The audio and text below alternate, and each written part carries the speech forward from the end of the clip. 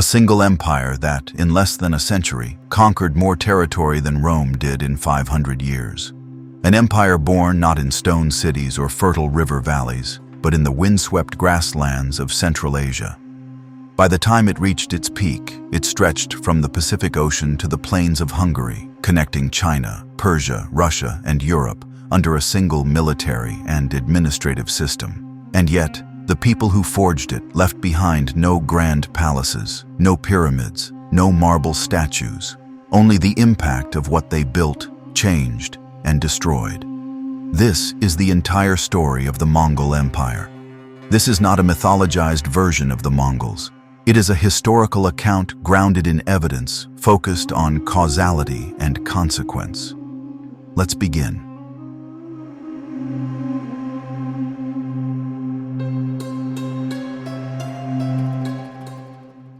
Before the rise of Genghis Khan, the Mongolian plateau was a place of movement, survival, and shifting alliances.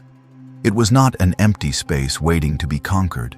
It was a complex landscape of tribes, rivalries, and traditions shaped by centuries of nomadic life. To understand how the Mongol Empire emerged so rapidly in the early 13th century, we must first understand the world that gave birth to it. The steppes of Central Asia stretch for thousands of miles, from the borders of Manchuria in the east to the plains of Eastern Europe in the west. These open grasslands were the home of nomadic peoples who depended on their herds for survival. Life was centered around horses, sheep, goats, and cattle. Mobility was everything. Clans moved with the seasons, following pasture and water, living in portable felt tents called girs. The Mongols were not the only people who lived in this environment. They shared the steppes with other Turkic and Mongolic tribes, such as the Tatars, the Naimans, the Merkits, the Khanates, and the Onguds. While they spoke related languages and shared a common pastoralist lifestyle, their relationships were anything but harmonious. Warfare, raids, and shifting political alliances were a constant reality. Religion played a quiet but significant role. Most nomads followed Tengrism, a traditional belief system centered on the sky god Tengri. It emphasized harmony with nature, the importance of ancestral spirits, and respect for the eternal blue sky. While not an organized religion in the way of Christianity or Islam, it provided a spiritual framework that justified leadership, war, and the unity of the tribes. For centuries, steppe tribes had clashed with neighboring civilizations. In the 3rd century BCE, the Xiongnu Confederation had threatened early Chinese dynasties. Later came the Gökturks and the Uyghur Khaganate. The Uyghurs, who ruled from the mid-8th to the 9th century, created a literate empire with links to both China and the Islamic world. Their fall in the late 9th century opened a power vacuum on the steppe. By the 11th century, the Jin Dynasty ruled northern China. These were the Jurchens, a semi-nomadic people who had once lived much like the Mongols but had developed into a more settled and bureaucratic state. The Jin maintained an uneasy balance with the tribes of the north, using diplomacy, tribute, and military campaigns to influence events on the steppe. Occasionally, they would ally with one tribe to weaken another, ensuring that no single power could dominate. It was in this fragmented world that the Mongols, then just one of many tribes, struggled to maintain independence and security. The Pax-Mongol Confederation, which existed in the early to mid-12th century, was an early attempt to unify some of the Mongol clans. Leaders such as Kublai Khan and Ogedei Khan tried to rally the Mongols against outside threats, particularly the Tatars, who were backed by the Jin Dynasty. But these efforts often fell apart due to betrayal, tribal rivalries, or external intervention. One of the most significant incidents before Genghis Khan's rise occurred when Ogedei Khan, a Mongol leader, was captured by the Tatars and handed over to the Jin Dynasty. He was executed, reportedly by being nailed to a wooden donkey. This brutal act intensified Mongol hatred toward both the Tatars and the Jin, and would later be cited by Genghis Khan as one of the justifications for his campaigns. Another major group on the steppe was the Khanates, a powerful Christian Nestorian tribe led by Togrul, also known as Ong Khan. The Khanates had extensive trade and diplomatic links with both the Jin and neighboring tribes. Their internal politics and external alliances would play a pivotal role in the early life of Temujin. Meanwhile, the Merkits and the Naimans were competing powers in the western and northern parts of the steppe. Each of these tribes had their own ruling clans, customs, and rivalries. They often raided one another for livestock, captives, and honor. Marriage alliances were a key political tool used to seal peace or consolidate power, but they could also spark wars if promises were broken or honor was insulted. Amid this shifting landscape, tribal loyalty was more important than national identity. Leadership was not inherited automatically. A Khan had to prove himself through courage in battle, generosity to his followers, and skill in forming alliances. The concept of loyalty was personal, not institutional. If a leader failed to provide protection or wealth, his warriors might leave him for a more successful rival. There were no permanent borders. The idea of fixed territory was foreign to nomads who moved with their herds and built their power through tribute rather than walls. Control was measured by how many people a leader could rally to his banner, not by how much land he held. Despite the chaos, there was also continuity. Oral tradition preserved histories and lineages. Songs, poems, and stories passed from generation to generation celebrated heroes, warned against betrayal, and taught lessons about leadership and fate. These traditions would later be written down in the secret history of the Mongols, a key source for the early life of Genghis Khan and the values of his time. It is important to understand that the Mongols did not appear suddenly. They were the product of centuries of adaptation to the harsh realities of the steppe. Their military skills, archery on horseback, endurance over long distances, swift mobility, were everyday necessities. Their society had developed systems of discipline, law, and cooperation that allowed small clans to survive in an unforgiving environment. But until the late 12th century, no one had succeeded in unifying the tribes for long. Too many rivalries, too many competing claims, and too many external pressures made lasting unity almost impossible. The steppe was full of leaders with ambition, but none with the combination of vision, brutality, diplomacy, and timing that could truly change the course of history. That would soon change with the rise of a man named Temujin. The man who would become Genghis Khan was born around the year 1162 near the Onon River in what is now northeastern Mongolia. His birth name was Temujin, meaning blacksmith in the Mongolic languages, a name given, according to tradition, because his father had just returned from a successful campaign against a rival clan. Temujin's early life was anything but secure. He was born into the Borjigin clan, a noble lineage within the fragmented Mongol world, but the status of nobility on the steppe offered little protection without power to back it up. Temujin's father, Yasugei, was a respected chieftain and had ambitions of unifying the Mongol tribes. He had once allied with the powerful Khanate tribe and its leader Togrul, also known as Ong Khan. In keeping with the customs of the time, Yasugei arranged for Temujin's future marriage to Berta, a girl from the nearby Kongerad tribe, when the two were still children. This was not merely a family matter, it was a political alliance that would one day prove essential. But before Temujin could fulfill any promise of leadership, his life was upended. When he was about 9 years old, his father was poisoned by the Tatars while traveling, likely during a feast. With Yasugei's death, the family's fragile hold on power crumbled. Temujin, his mother Huilin, and his siblings were cast out by their own clan.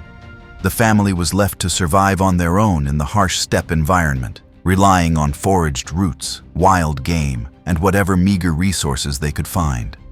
This period of exile shaped Temujin's character. He learned that alliances could break, loyalty could falter, and survival depended on adaptability and will. His mother, Huilin, played a crucial role in keeping the family alive and instilling a deep sense of resilience. She taught her children the oral histories of their ancestors and the responsibilities of leadership. Temujin also learned how to form bonds outside the narrow confines of clan loyalty. He attracted followers from different backgrounds, runaway slaves, outcast warriors, and young men eager for a leader who valued ability over bloodline. During these years, a personal rivalry emerged that would define much of Temujin's early adult life. His blood brother, or Anda, Jamuka, came from a noble family and was also a rising power among the Mongols. The two had once been close allies, swearing loyalty to one another in their youth. But as they grew older, their visions for the steppe diverged. Jamuka favored the old aristocratic order where noble families ruled by inherited right. Temujin, by contrast, sought to reward loyalty, talent, and effectiveness regardless of birth. This ideological divide would later fuel open conflict. In his 20s, Temujin began to gather strength. One of his earliest turning points came when he sought the support of Togrul, the Kharid Khan, and his father's former ally. Togrul, impressed by Temujin's persistence and remembering his old bond with Yasugei, agreed to back him. This alliance allowed Temujin to take a significant step forward, rescuing his wife Berta after she was kidnapped by the Merkits, a rival tribe. With the help of Togrul and Jamuka, Temujin led a successful campaign, defeated the Merkits, and recovered Berta. This victory was more than personal. It demonstrated his ability to lead coordinated military action and strengthened his reputation. Temujin continued to build alliances, often through strategic marriages and political promises. His supporters came from a wide range of clans, many of them marginalized or defeated factions who saw in him a chance for a better future. He promoted these men to key positions, forming a loyal core of generals and advisors.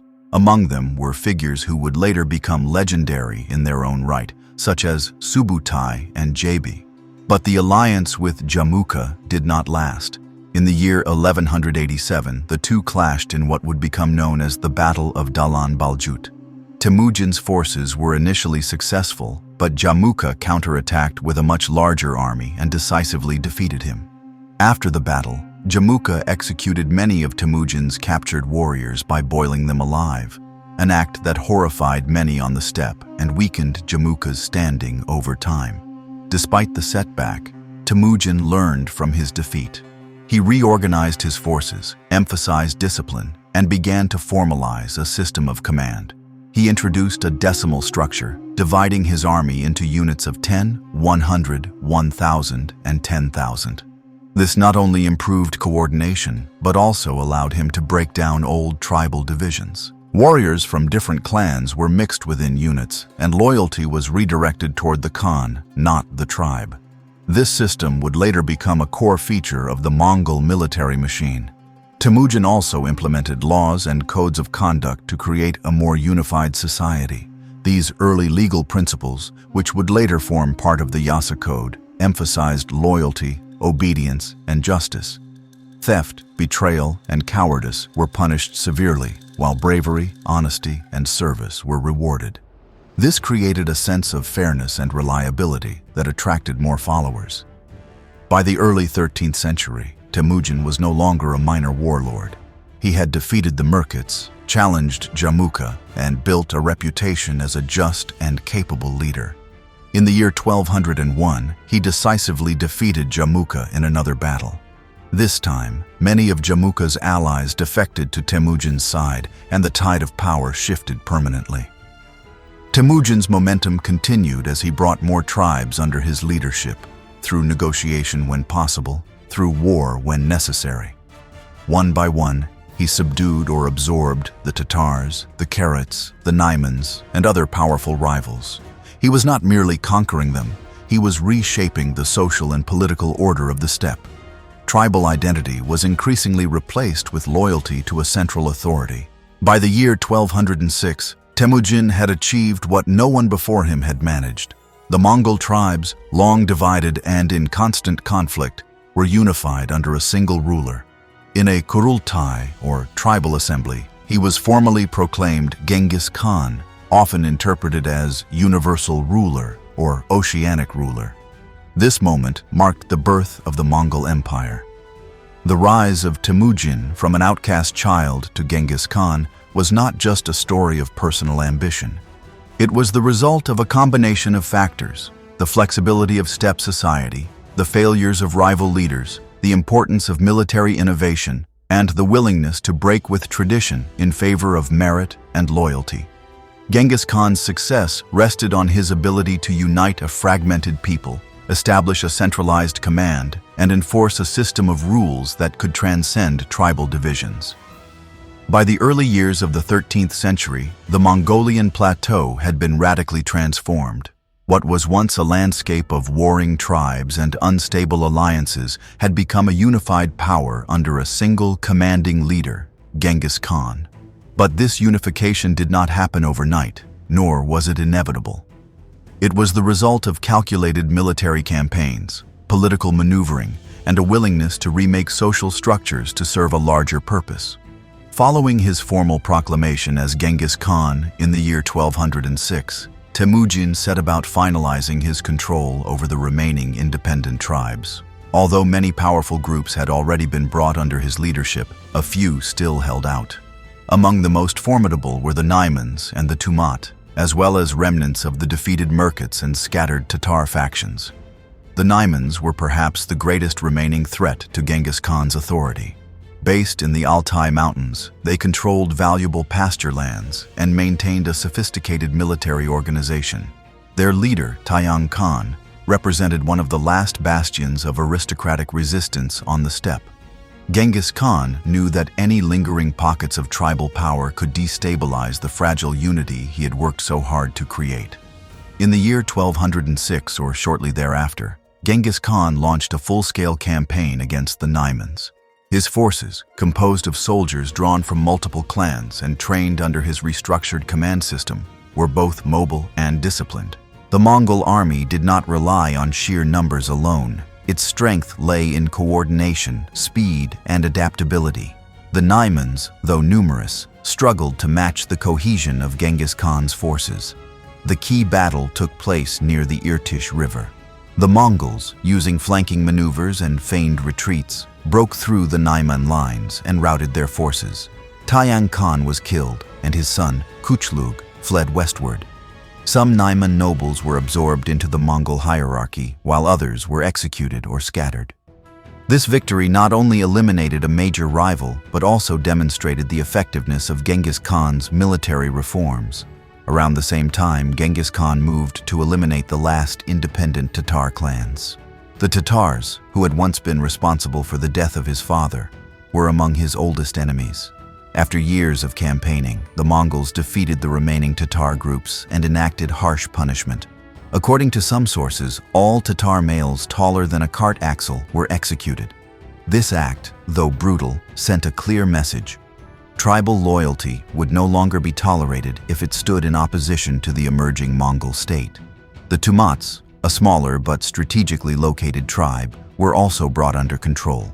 Some were defeated in battle, while others were absorbed through negotiation or alliance. Genghis Khan's strategy was consistent. He used force when necessary, but also rewarded cooperation. Those who submitted willingly were given positions in the growing administrative and military structure. Those who resisted were crushed. With the defeat or absorption of these tribes, the Mongolian plateau was now under a single political authority for the first time in recorded history. The unification of the Mongol tribes was not merely a military achievement, it was a social revolution. Genghis Khan dismantled the traditional clan-based aristocracy and replaced it with a system based on loyalty and merit. Warriors were organized into units of 10, 100, 1,000, and 10,000, each with designated leaders appointed based on ability, not birth. These military units doubled as administrative divisions, forming the backbone of a centralized system that could govern a nomadic population. The empire was no longer a loose federation of allied tribes. It was a structured society with clear rules, responsibilities, and channels of authority. This organizational model would later be replicated across the empire's expanding frontiers. The ideological framework of this new system was also important. Genghis Khan promoted the idea of a single Mongol identity, bound not by tribal heritage, but by shared loyalty to the Khan and common purpose. He used traditional beliefs to support his legitimacy, presenting himself as the chosen ruler under Tengri, the eternal sky. This religious justification resonated with a population already steeped in spiritual reverence for the heavens and ancestral spirits. Another significant shift was the formalization of the Yasa, a code of laws and decrees attributed to Genghis Khan. Though its exact contents remain partially lost to history, it served as a foundation for law and order in the Mongol state. The Yasa covered military discipline, property rights, inheritance, punishment for theft and betrayal, and rules governing hunting and the protection of the environment. It was a flexible system, allowing for adjustment over time, but its principles reinforced unity, obedience, and social cohesion. Genghis Khan's policies also addressed loyalty and mobility. Trusted generals and officials were often moved to different regions to reduce the risk of regional power bases forming. This helped ensure that no single group could challenge central authority. Among the most loyal of these officials were figures like Mukhali, who would later be entrusted with leading campaigns in northern China, and Subutai, who would become one of the empire's most brilliant military strategists. By this point, Genghis Khan was no longer just a tribal leader. He was an emperor in all but name. His court, though mobile and modest compared to sedentary civilizations, began to resemble a centralized government. Advisors, scribes, translators, and tax collectors followed him on campaigns. The Mongols began to issue paper documents stamped with official seals, allowing orders to circulate rapidly through the empire. The Khan also recognized the importance of diplomacy. He sent envoys to neighboring states, including the Western Xia and the Jin Dynasty in China, proposing trade and alliances while carefully observing their political conditions. These missions were not always successful, but they laid the groundwork for future campaigns and introduced Mongol leaders to the complexities of foreign diplomacy. The unification of the Mongol tribes under Genghis Khan was a transformative moment not only for the steppe but for world history. What had once been a fragmented collection of herders and raiders was now a disciplined, ideologically united, and militarily capable force. With internal divisions resolved and a powerful system of command in place, the Mongols were poised to look beyond their borders.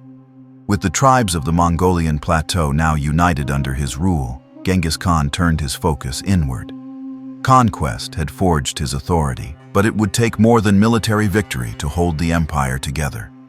What followed in the years after his proclamation as Great Khan was a deliberate and systematic effort to create a state structure strong enough to endure. The result was a transformation of Mongol society from a loosely organized group of clans into a disciplined, centralized power, capable not just of survival, but of global expansion. One of the most important pillars of this transformation was the introduction of new legal codes and governing principles. Known collectively as the Yasa, this body of laws became a cornerstone of Genghis Khan's rule. While the exact contents of the Yasa are not fully preserved in written form, sources from the 13th and 14th centuries provide insight into its scope and function. It addressed everything from military discipline and administrative conduct to social behavior and environmental regulations. The Yasa emphasized strict obedience, collective responsibility, and harsh punishment for wrongdoing. Theft, desertion, treason, and cowardice were often met with execution. In contrast, loyalty and courage were rewarded with promotion and privilege. This was not rule by arbitrary decree, but by a clear code, designed to instill order in a society that had previously operated through shifting tribal customs and personal allegiances. One key innovation was the enforcement of collective accountability. If a soldier deserted his post or a citizen committed a crime, the entire unit or household could be punished. This encouraged mutual vigilance and discouraged betrayal. Similarly, military officers were held responsible for the conduct of their troops, ensuring discipline across the ranks. Alongside law, Genghis Khan reorganized the military into a national institution. He fully implemented the decimal system of command, dividing his army into units of 10, 100, 1,000, and 10,000. Each unit had a commander selected based on ability, not noble birth. This system allowed for efficient communication and coordination during battle, but it also served a deeper purpose. It broke the power of the old tribal loyalties. By mixing men from different clans within the same unit, Genghis Khan redirected their allegiance to the state and to himself as the supreme leader. The elite core of the army was known as the Keshig, or Imperial Guard. This group included both day guards and night guards, carefully selected for their loyalty and skill. Members of the Keshig were not only bodyguards, they also served as advisors, couriers, and commanders. Their presence reinforced the personal authority of the Khan and provided a model of honor and discipline for the rest of the empire. Another critical development was the implementation of a communication and supply system known as the Yam. This was a network of relay stations spread across the empire, manned by fresh horses and skilled messengers. These stations allowed information to travel with incredible speed, making it possible for orders from the Khan to reach distant commanders within days or weeks. The Yam also facilitated trade, diplomacy, and logistical support for military campaigns. Over time, it became one of the great logistical achievements of the Mongol Empire. Genghis Khan also established a growing class of administrators and officials. Many were drawn from conquered peoples, including Uyghurs, Khitans, and others with experience in record-keeping, finance, and statecraft. These scribes and bureaucrats were essential in helping Genghis Khan manage a population that was becoming more diverse and geographically dispersed. Written records, translated into multiple languages, began to play a larger role in governance. Seals were introduced to authenticate official documents, and tax collection systems were gradually refined. The Mongol state also showed an unusual degree of religious tolerance. Genghis Khan himself followed traditional Mongol beliefs centered on Tengri, the eternal blue sky, but he welcomed advisors from multiple faiths. Muslims, Buddhists, Christians, and shamans all found places within the growing imperial structure. Genghis Khan understood that religion could be a powerful source of legitimacy and division. By protecting religious diversity and exempting clergy from taxation, he secured the loyalty of many spiritual leaders and communities across the empire. One of the most telling examples of this policy was his relationship with the Uyghur Buddhists. The Uyghurs, who had developed a literate and bureaucratically sophisticated society, offered both administrators and cultural models to the Mongols. In exchange, they were given positions of influence and allowed to practice their religion freely. Similarly, Nestorian Christians from Central Asia served in the Khan's court, along with Muslim traders and scholars from the West. Genghis Khan's reforms extended to the economy as well. Though the Mongols remained largely pastoral and nomadic, the expanding empire required systems for tribute, trade, and taxation. Conquered territories were often allowed to continue their agricultural production, but now under Mongol oversight. Goods such as grain, textiles, livestock, and metals were collected as tribute and redistributed to the military or court. A census began to be developed to track population and resources, a monumental task for an empire that was still expanding. What made Genghis Khan's state building so effective was its flexibility. He did not attempt to impose a single cultural model on the entire population. Instead, he combined steppe traditions with foreign innovations, building a hybrid system that could adapt to different regions and challenges. He preserved the mobility and toughness of nomadic life while incorporating the tools of sedentary governance, writing, taxation, delegation, and diplomacy. The impact of these reforms was far-reaching. The Mongol Empire became not just a military force but a political and economic system. Soldiers could be sure of their roles and rewards. Merchants could trade under protection of imperial laws.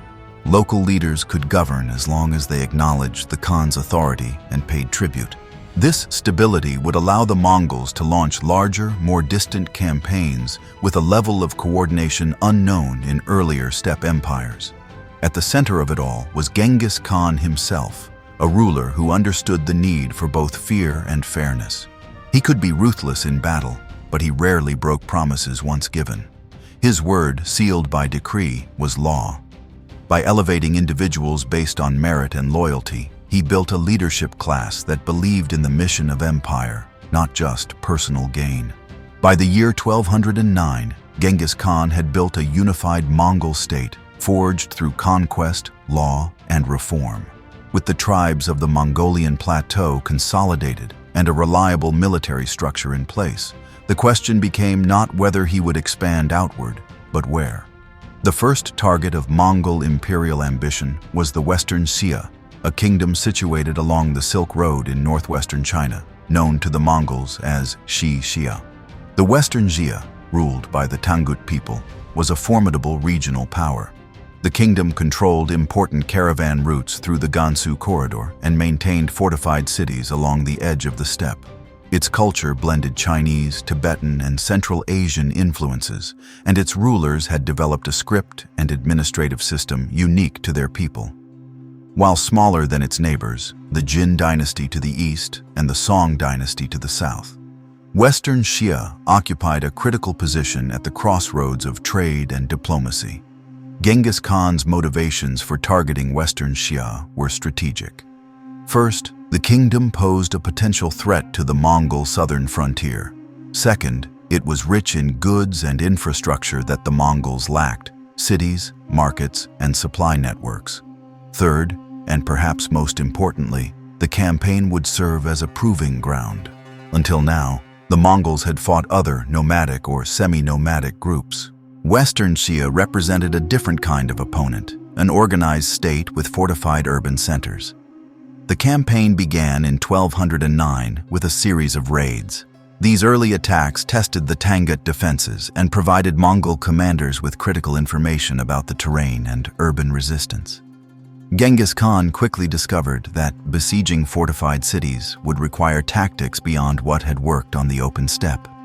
The Mongols, traditionally masters of mobility and long-range archery, lacked experience in prolonged siege warfare. To address this, Genghis Khan adapted. He incorporated engineers and craftsmen from conquered peoples into his forces, many of whom were familiar with Chinese-style siege techniques. He also emphasized intelligence gathering and the use of psychological warfare. The Mongols would surround a city, cut off supplies, and use terror to break resistance. When cities surrendered, their populations were often spared and put to work. When they resisted, destruction was total. The Mongol army moved quickly and decisively through the Hexi corridor, capturing several key fortresses and towns. The siege of Yinchuan, the Western Xia capital, in 1210, marked a turning point. The city was surrounded, and the Mongols flooded the irrigation canals that supported the city's agriculture. Though the Mongols were unable to breach the city walls initially, the threat of starvation and isolation forced the Tangut ruler, Emperor Xiangzong, to sue for peace. Rather than completely destroy the Western Xia at this stage, Genghis Khan accepted their submission. The Tanguts agreed to pay tribute, provide troops for future Mongol campaigns, and acknowledge the authority of the great Khan. Genghis Khan, satisfied for the moment, withdrew his forces and returned north. This first campaign was significant for several reasons. It was the first time Genghis Khan had successfully imposed Mongol authority over a sedentary kingdom with fortified cities. It also demonstrated his growing skill as a strategist, not just in battle, but in diplomacy and political calculation. By sparing Western Xia and incorporating its resources into the Mongol system, he avoided overextension and gained valuable manpower and intelligence for future conquests.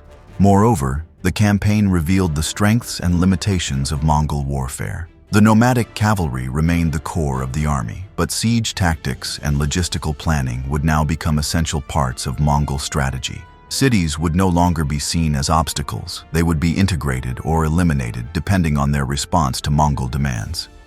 The Western Xia campaign also marked the emergence of several important Mongol commanders.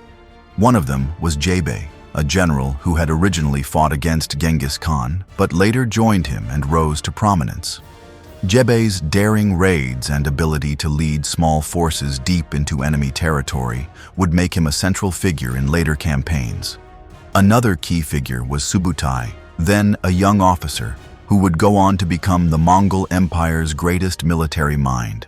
In the years that followed the initial conquest, relations between the Mongols and Western Xia remained tense. Though they had submitted, the Tanguts were never fully trusted. Their alliance with the Jin Dynasty, which controlled much of northern China, made them suspect in the eyes of the Mongol leadership. By the year 1217, the Mongols began preparing for their next major campaign, this time targeting the Jin. Once again, the Western Xia were expected to provide support. But they hesitated, fearing that participation in Mongol wars would weaken their own defenses.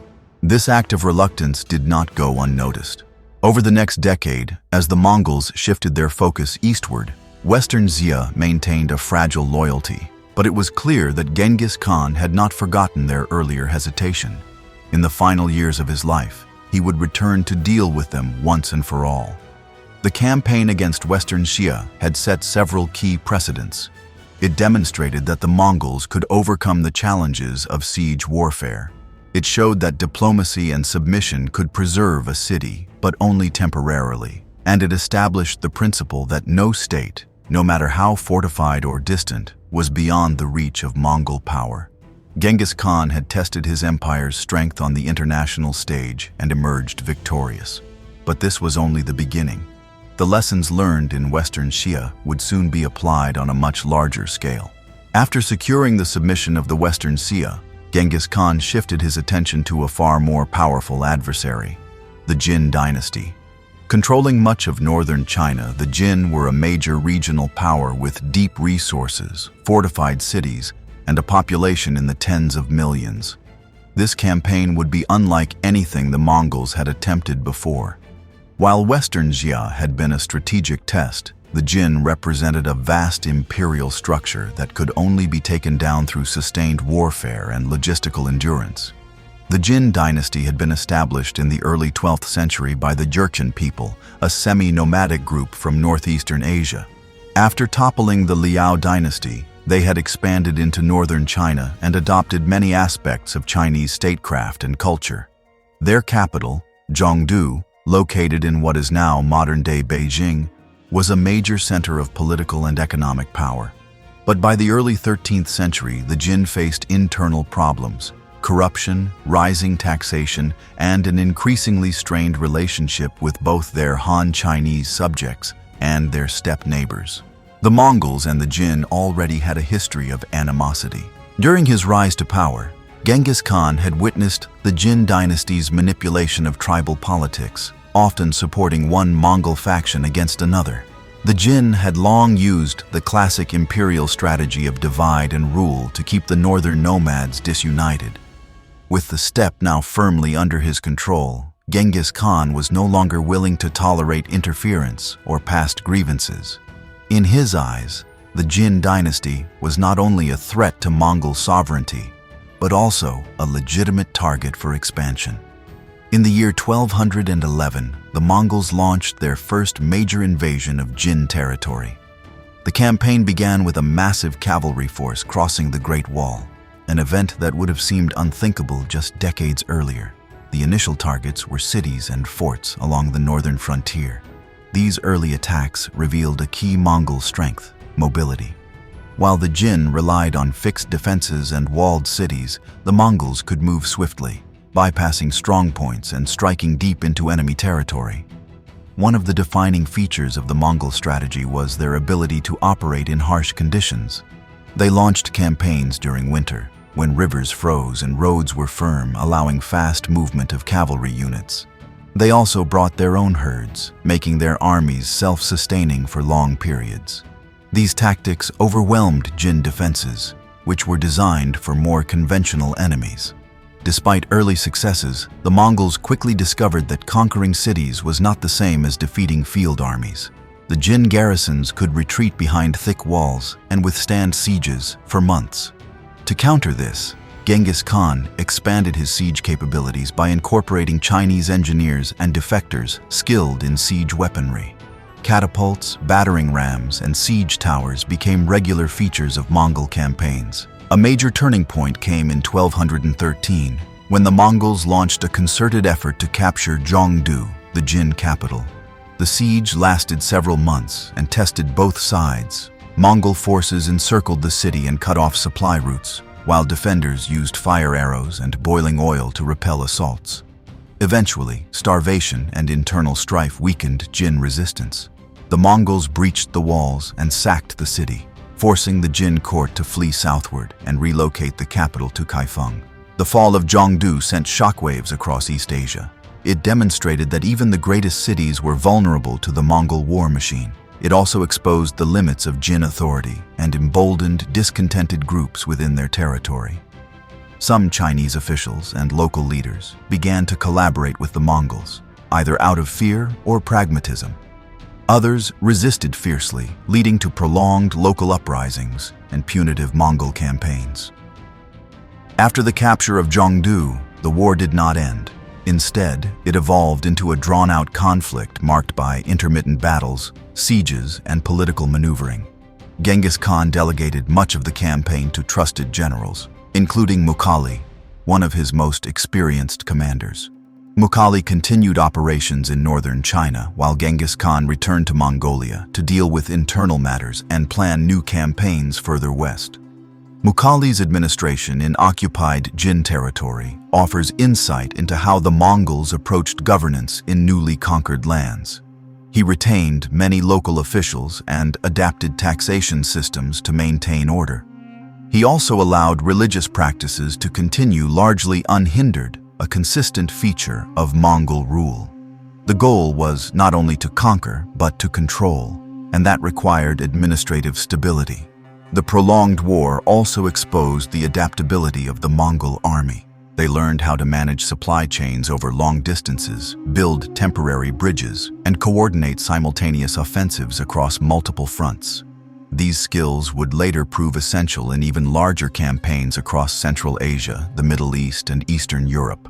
Although Genghis Khan had begun the war against the Jin, he would not live to see its conclusion. The final defeat of the Jin Dynasty came years later, under the rule of his successors. But the groundwork was laid during his reign. The Mongols had shattered the Jin's control over the north, forced their retreat, and occupied vast swaths of territory. It is also important to note the psychological impact of the Mongol victories. Word of their swift cavalry, ruthless discipline, and total destruction of resisting cities spread quickly. Fear became a strategic tool. Many future cities and states would surrender without a fight, hoping to avoid the fate of Zhongdu. The conquest of the Jin Dynasty marked a major milestone in the Mongol rise.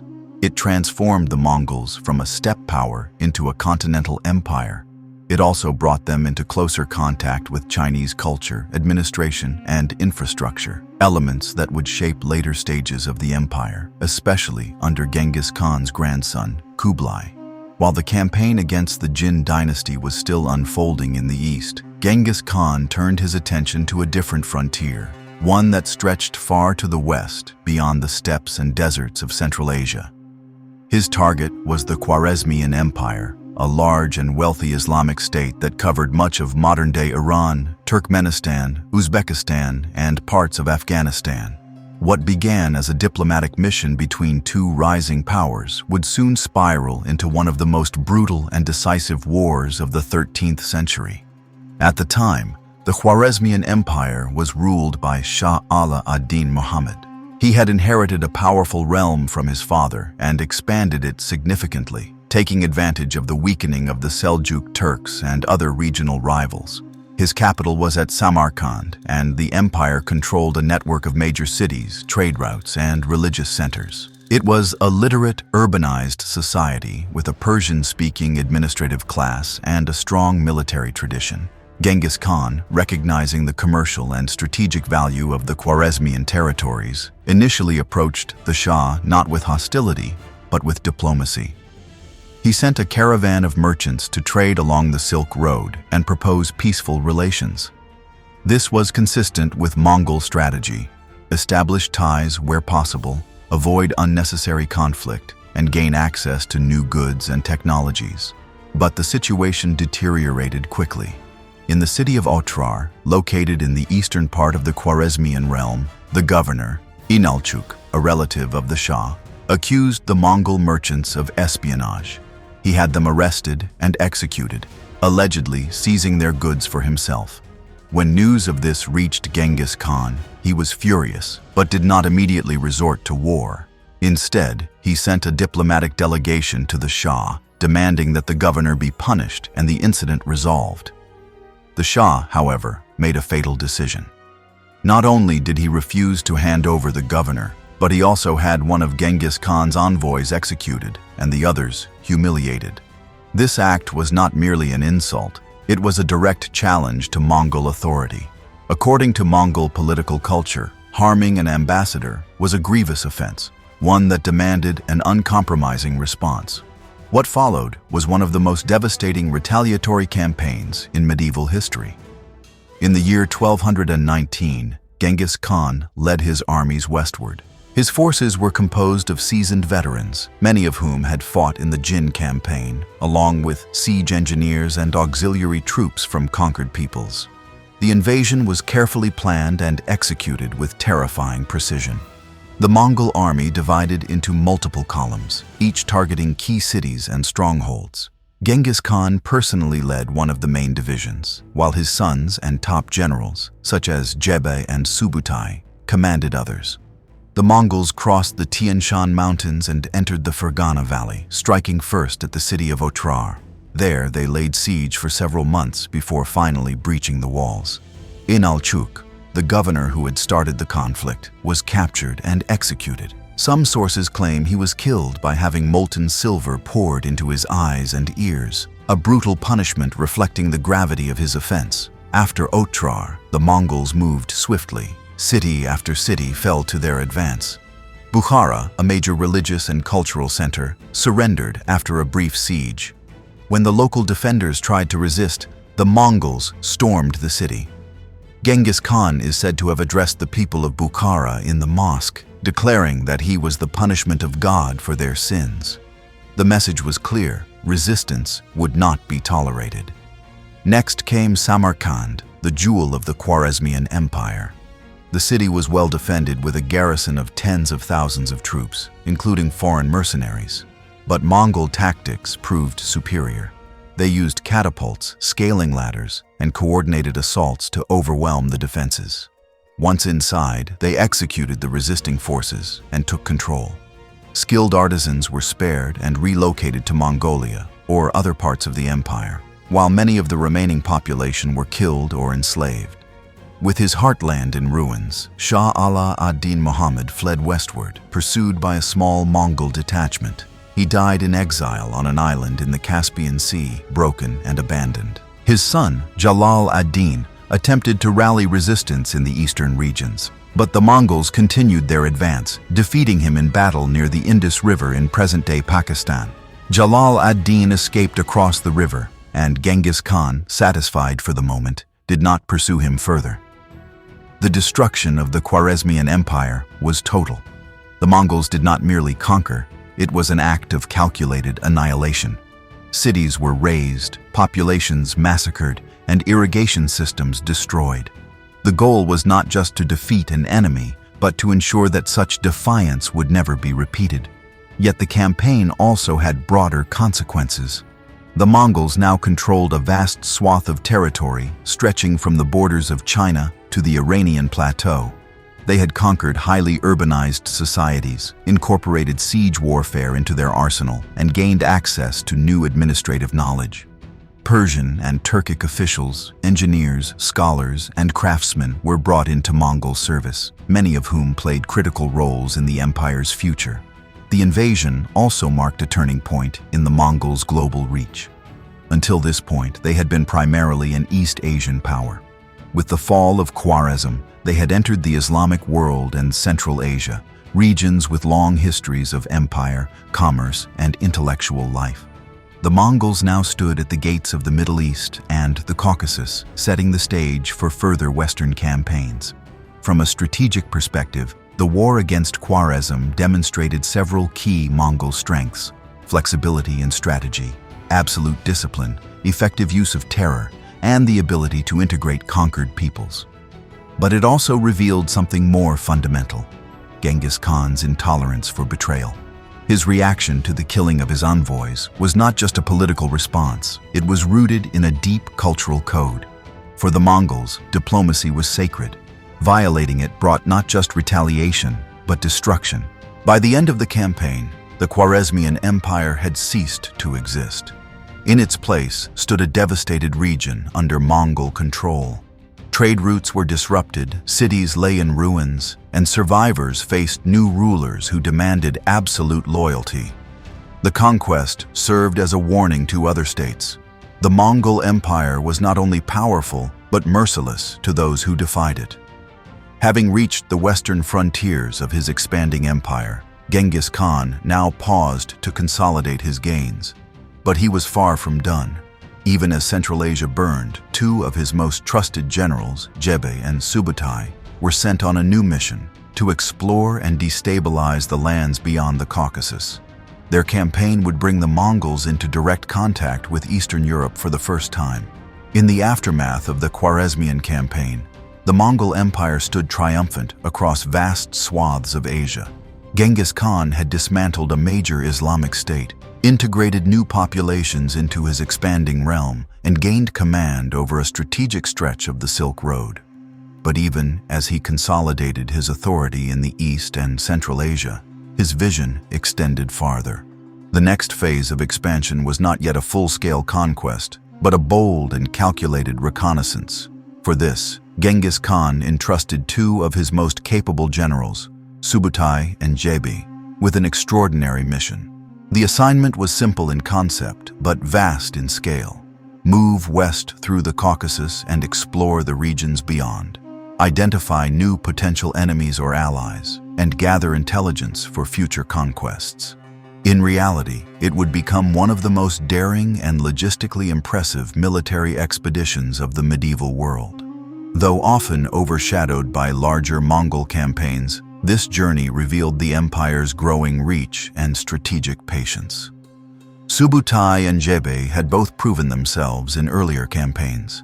Subutai was known for his brilliance in planning, coordination, and adaptability. Though born into a blacksmith's family, he had risen to become Genghis Khan's chief military strategist.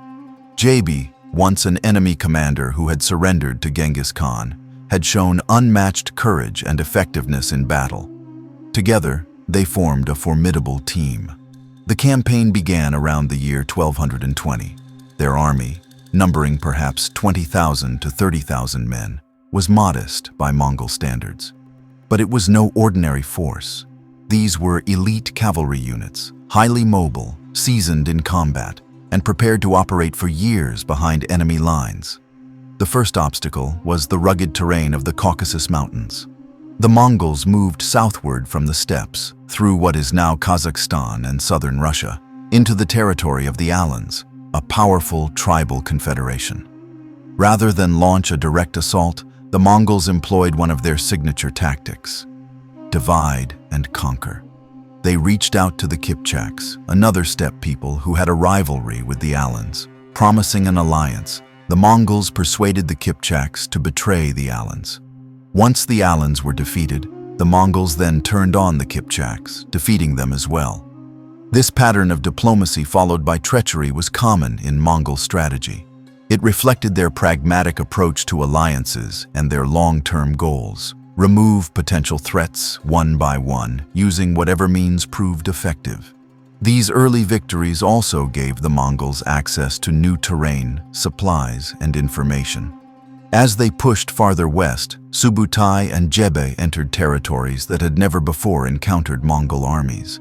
They crossed into the northern Caucasus and approached the edges of the Kievan Rus' principalities. The Rus were a collection of loosely affiliated Slavic states, including powerful cities like Kiev, Chernigov, and Vladimir. Though culturally rich and economically active, the Rus lacked unity. Their princes often fought among themselves, and there was no central leadership to coordinate defense. At this stage, the Mongols had no intention of conquering the Rus outright. Instead, they sought to provoke, observe, and test. In the year 1223, the Mongols clashed with a coalition of Rus princes and Kipchak allies near the Kalka River. The Rus forces, led by Mstislav of Kiev and other princes, had mobilized to intercept the Mongols. Confident in their numerical superiority, they pursued the Mongols deep into the steppe, but the Mongols lured them into an ambush. Using a long, feigned retreat, the Mongols drew the Rus forces into a narrow area and then struck with precision. The coalition was annihilated. Many Rus nobles were killed and others were taken prisoner. Some were reportedly executed by being crushed beneath wooden platforms, demonstrating once again the Mongol use of psychological warfare. Despite the scale of the victory, the Mongols did not follow it up with a full invasion. Their mission was reconnaissance, not occupation. After gathering intelligence on the region's geography, military capabilities, and political fragmentation, Subutai and Jebe turned southward. They crossed through the southern steppes, raided parts of the Kingdom of Georgia, and eventually rejoined the main Mongol forces farther east. The Great Raid had lasted several years and covered thousands of miles. It demonstrated several key features of Mongol warfare: their extraordinary endurance, their ability to live off the land, and their skill in manipulating local politics. But it also had deeper implications. First, it revealed to Genghis Khan and his leadership team that Europe and the Western steppes were fragmented and vulnerable. There was no strong centralized power like the Jin or the Khwarizmian Empire. Instead, there were loosely organized states with internal rivalries, poorly coordinated defenses, and limited knowledge of Mongol tactics. Second, the raid established the Mongols as a known force beyond Asia. News of their campaign spread across Eastern Europe, the Caucasus, and even into Byzantium and the Islamic world. Fear and uncertainty grew. Who were these horsemen from the east? Would they return? Finally, the campaign reinforced the value of military reconnaissance and long-term strategic planning. Subutai and Jebe had not only defeated multiple enemies, but had mapped terrain, evaluated threats, and opened future invasion routes. This information would be invaluable in later years when the Mongols returned, this time not as scouts, but as conquerors. The success of the Great Western Raid also enhanced the reputations of Subutai and Jebe. Subutai, in particular, would become a central figure in future campaigns. He would go on to lead Mongol armies into Eastern Europe, defeat major European coalitions, and coordinate multi-front invasions across thousands of miles. In retrospect, the raid into the West was a preview of what the Mongol Empire was capable of achieving. It was not conquest in the traditional sense, but it destabilized entire regions, exposed weaknesses, and spread fear that would last for decades. While Subutai and Jebe were conducting their campaign, Genghis Khan returned to Mongolia to deal with family matters, succession planning, and the continued integration of conquered peoples.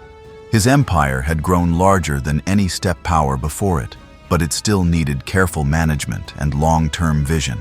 Soon, the Great Khan would ride out once again, this time to settle a final score with the Western Xia, whose earlier defiance had not been forgotten. By the early years of the 13th century, Genghis Khan had transformed the Mongol world.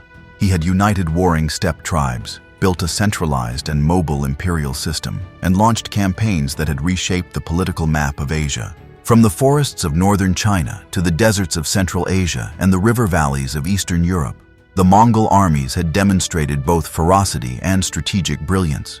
But every empire depends on leadership, and even Genghis Khan, the man whose name would echo through history, was mortal. After the devastating campaign against the Khwarizmian Empire and the reconnaissance raids into the west, Genghis Khan returned to the Mongolian heartland. There, he dealt with matters of administration, succession, and continued integration of conquered regions. Yet one grievance remained unresolved: the Western Xia. More than a decade earlier, the Tangut Kingdom of Western Xia had submitted to the Mongols under pressure. But when Genghis Khan demanded their support during the war against the Khwarizmian Shah, the Western Xia rulers hesitated and offered only minimal assistance. For Genghis Khan, whose expectations of loyalty were absolute, this was seen as betrayal. He had not forgotten their defiance. In the year 1226, Genghis Khan began preparations for a renewed campaign against Western Xia. This would be a final act of retribution, meant not only to punish a disloyal vassal, but to extinguish a state that had defied the Mongol will. By this time, Western Xia was politically and militarily weakened. Its neighbors, including the Jin Dynasty, were under pressure from earlier Mongol attacks, and its capital cities had lost much of their defensive capacity. The Mongol invasion force moved swiftly and with overwhelming power. Unlike the earlier campaign, which had ended with negotiated submission, this time there would be no compromise. Mongol armies laid siege to multiple cities, burned crops, and devastated the countryside. The Tangut rulers, realizing the gravity of their situation, attempted to surrender. But Genghis Khan rejected their appeals. As the campaign progressed, the Mongols captured and sacked the Western Xia capital of Ningxia. Other cities, such as Karakoto, were besieged and destroyed. Tens of thousands of civilians were either killed or displaced. The campaign became one of extermination, intended not only to conquer but to erase. It was during this brutal campaign, in the summer of 1227, that Genghis Khan fell ill. The exact cause remains uncertain. Some later chronicles suggest that he was thrown from a horse during a hunting expedition and suffered internal injuries. Others claim illness or complications from earlier wounds. A few more dramatic versions even allege that he was assassinated or fatally wounded during battle. However, no definitive source confirms any single cause. What is clear is that his condition worsened rapidly. As he lay dying, Genghis Khan gave orders that the campaign against Western Xia must continue without mercy. The Tangut royal family, along with much of the administrative class, was executed. Their capital cities were destroyed, and their libraries and cultural centers were burned. The Tangut language and many aspects of their written tradition faded into obscurity. Genghis Khan died in August of 1227, likely near the Liupan Mountains. His death was kept secret from most of the army and the wider world for a period of time, to prevent disruptions during the final stages of the campaign. His body was taken back to Mongolia, where he was buried in an unmarked grave, as per tradition. According to legend, the funeral escort killed anyone they met on the journey to ensure secrecy. The burial site, possibly in the Khenti Mountains, has never been conclusively located. His death marked the end of one of the most consequential lives in human history. Born as Temujin in the harsh environment of the Mongolian steppe, Genghis Khan had risen to unify his people, destroy empires, and create the foundations of the largest contiguous land empire the world has ever seen. His legacy was not only in conquest, but in state building, law, and cultural transformation. However, the question of succession had loomed for some time. Genghis Khan had 4 sons by his chief wife, Berta, Yochi, Chagatai, Ogedei, and Tolui. Of these, Yochi's paternity had long been a source of controversy, since Berta had been briefly kidnapped and held by the Merkits before Jochi's birth. While Genghis Khan treated Jochi as his son, tensions between Jochi and his brothers, especially Chagatai, persisted. Jochi's relationship with his father had also become strained in the later years. During the Khwarizmian campaign, Jochi was accused of being too lenient during sieges. He preferred negotiated surrenders, while Genghis Khan demanded total submission or destruction. These differences were more than tactical. They reflected deeper divides in personality and worldview. To avoid internal conflict, Genghis Khan chose Ogedei as his successor. Ogedei was considered even-tempered, diplomatic, and capable of uniting the different branches of the family. Before his death, Genghis Khan gathered his sons and close advisors and formally declared Ogedei the next great Khan. The empire would be divided into appanages, territories assigned to different family members, but overall, leadership would rest with the designated heir. Tolui, the youngest son, was entrusted with safeguarding the Mongolian heartland and managing the transition of power. He effectively acted as regent until a formal kurultai could be held to confirm Ogedei's ascension. The selection of Ogedei was a calculated move to preserve unity and prevent civil war among the brothers. With Genghis Khan's death, the Mongol Empire entered a new phase. The founding leader was gone, but the institutional structures he created, military organization, legal codes, administrative practices, and systems of succession, remained intact. His sons and generals had been trained not only in warfare, but in governance and strategy. They would now have to carry forward the vision he had begun. In the years that followed, the Mongols would continue their campaigns across Asia and Europe. Under Ogedei's leadership, they would complete the conquest of the Jin Dynasty, expand into the Korean peninsula, and launch a full-scale invasion of Eastern Europe. But these efforts were built upon the foundation Genghis Khan had left behind. After the death of Genghis Khan in the year 1227, the Mongol Empire did not collapse into chaos, as many other empires had after the passing of a strong founder. Instead, it transitioned into a new phase of expansion and consolidation under the leadership of his third son, Ogedei. As the chosen successor, Ogedei inherited not only the title of Great Khan, but also the responsibility to maintain the empire's unity and momentum. It was under his authority that the Mongols would launch one of the most ambitious military campaigns of the 13th century, an invasion of Eastern Europe that would bring them to the doorstep of the Latin West. Ogedei was not the most aggressive or charismatic of Genghis Khan's sons, but he was shrewd, pragmatic, and widely respected within the royal family and military elite. His succession was confirmed at a great Kurultai, a political and military council held in the year 1229. With his legitimacy secure, Ogedei focused first on completing his father's unfinished projects, particularly the conquest of the Jin Dynasty in northern China. But soon, his attention shifted westward. The Mongol interest in Eastern Europe had been sparked during the earlier Reconnaissance mission led by Subutai and Jebe, which had exposed the vulnerability of the Rus principalities and their neighbors. The information gathered during that expedition proved invaluable. The fragmented political landscape of Eastern Europe, divided among competing princes, kings, and tribal confederations, presented an ideal opportunity for Mongol expansion. In the early years of Ogedei's reign, the empire's strategic objectives were set: continue pressuring the remaining Jin territories in the east, suppress revolts in Central Asia, and extend Mongol authority deep into the west. To carry out the Western campaign, Ogedei appointed Batu, the son of Jochi, to lead the invasion.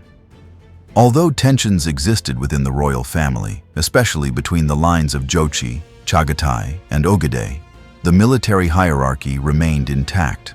Batu's command was supported by a corps of experienced generals, including Subutai, whose genius would shape the campaign's course. The invasion of Eastern Europe began in earnest in the early 1330s, but the decisive phase came in the years 1236 to 1242. The Mongols crossed the Ural Mountains and struck first at the Volga Bulgars, a semi-Islamic people who controlled trade along the Volga River. After defeating them, the Mongols moved into the territories of the Kievan Rus. At the time, the Rus were a collection of loosely allied principalities, including Kiev, Vladimir, Suzdal, Chernigov, and others. Each city had its own prince, and rivalries were frequent. This lack of unity made coordinated defense nearly impossible. The Mongols exploited this weakness through swift attacks, feigned retreats, and devastating sieges. One by one, the great cities of the Rus fell. In 1237, the Mongols burned Ryazan to the ground. The following year, they destroyed Kolomna and Vladimir. In 1240, they captured and razed Kiev, the spiritual and cultural heart of the Rus lands. The destruction of Kiev shocked the Slavic world. Once a thriving center of trade, religion, and learning, it was reduced to ashes in a matter of days. The Mongols did not stop at the Dnieper River. After subduing the Rus, Batu and Subutai led their forces deeper into Central Europe. Their next targets were the Kingdom of Hungary and the Kingdom of Poland. By this time, European leaders had begun to recognize the scale of the Mongol threat. Appeals for aid were sent to the Pope, and scattered alliances began to form. But the Mongols were faster and more organized. In 1241, the Mongols launched simultaneous attacks on Poland and Hungary. In the west, at the Battle of Legnica, a coalition of Polish knights, Teutonic Order warriors, and other European forces attempted to stop the Mongol advance. They were decisively defeated. The Polish forces were outmaneuvered, surrounded, and destroyed. The head of Duke Henry of Silesia was reportedly displayed on a Mongol lance as a warning. Meanwhile, in Hungary, the Mongols met the main European army at the Battle of Mohi, The Hungarian king, Bela IV, had assembled a large force of knights, infantry, and crossbowmen. Confident in their numbers and the strength of their camp, the Hungarians hoped to halt the invasion. But Subutai devised a masterful strategy. Using a combination of frontal attacks, river crossings, and encirclements, the Mongols annihilated the Hungarian army. The battlefield was littered with corpses, and King Bela barely escaped with his life. Following these victories, the Mongols spread terror across Eastern and Central Europe. Towns were burned, monasteries destroyed, and populations massacred or enslaved. The speed and coordination of the attacks left European leaders stunned. For many, the Mongols seemed like an unstoppable force sent by divine punishment. But then, as suddenly as they had appeared, the Mongols began to withdraw. In 1242, news reached Batu that Ogedei Khan had died back in Mongolia. According to Mongol political custom, all major princes were required to return for the election of the new great Khan. Batu halted his advance and turned back east, ending the Mongol campaign in Europe. Cities like Vienna and Prague, which seemed on the brink of invasion, were spared by the narrowest of margins. The European campaign had profound consequences. First, it demonstrated that no region was beyond the reach of Mongol power. From the Chinese plains to the Hungarian plains, the empire had extended its military reach over thousands of miles. Second, it revealed the vulnerability of European states. The lack of unity, slow communication, and reliance on outdated military tactics made them easy prey for Mongol forces. Finally, it established the Mongols as a lasting presence in the western steppes. Batu and his descendants would go on to rule the region as part of the Golden Horde, a western khanate of the Mongol Empire. While the full conquest of Europe did not proceed further, the Mongols maintained influence and control over parts of Russia and Central Asia for generations. The expansion into Eastern Europe was the crowning achievement of Ogedei Khan's foreign policy. It showcased the military institutions created by his father, but also the strategic vision and logistical capabilities that had matured under his own rule. Under Ogedei, the Mongol Empire reached its greatest territorial extent up to that point. By the time of Ogedei Khan's death in the early 13th century, the Mongol Empire was the largest land empire ever created in recorded history. Stretching from the Pacific shores of northern China to the edges of the Hungarian plains in the west, and from the steppes of Siberia to the deserts of Persia, it had become a transcontinental superstructure. Yet its durability did not rest solely on military conquest. The Mongol Empire's power also came from its remarkable ability to govern a vast, culturally diverse population through a combination of adaptability, strategic tolerance, and centralized administration. This period, commonly referred to by modern historians as the Pax Mongolica, or Mongol peace, represented the high point of Mongol influence. It was a time of relative stability when trade, communication, and cultural exchange flourished across Eurasia under Mongol rule. The empire functioned not only as a military machine but as an integrated political and economic system. For a generation, it connected China, the Islamic world, India, and Europe in ways previously unimaginable.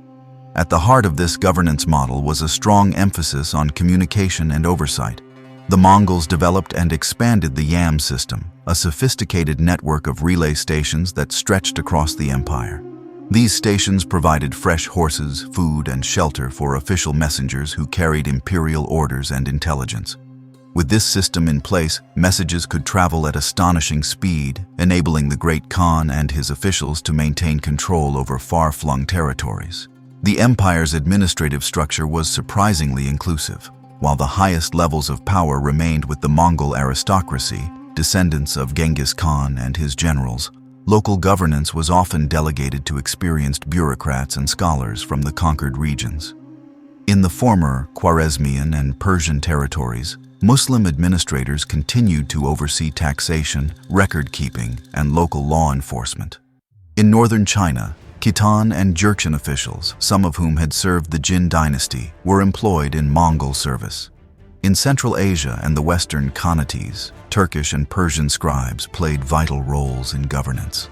The Mongols recognized that they lacked the administrative traditions of the sedentary empires they had conquered. Rather than impose a rigid Mongol structure everywhere, they adapted to local systems. This pragmatism was one of their greatest strengths. They standardized taxation where necessary, but allowed regions to maintain their own cultural and legal traditions so long as they remained loyal and paid tribute. Religious tolerance became a notable feature of Mongol policy. Genghis Khan had promoted freedom of religion as a matter of policy, and his successors continued this approach.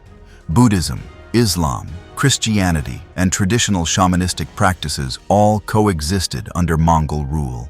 Religious leaders were often exempt from taxation and granted protection, as long as they did not challenge the political authority of the Khan. This tolerance was not rooted in ideology, but in strategic necessity. The Mongols ruled over a religiously diverse population, and any attempt to enforce a single belief system would have led to widespread unrest. By allowing religious freedom, the Khans secured the loyalty of monks, imams, priests, and shamans, who in turn promoted obedience among their followers. The result of these policies was an empire that, for a time, became the safest and most stable route for merchants, diplomats, and travelers. Caravans moved across Central Asia with relative security. Cities like Karakoram, the Mongol capital, became hubs of international exchange, where Arab merchants, Persian scholars, Chinese engineers, and European travelers might all cross paths. Silk, spices, ceramics, metalwork, paper, and textiles flowed along the trade routes. Knowledge, too, traveled. Astronomy, medicine, mathematics, and philosophy passed between civilizations as never before.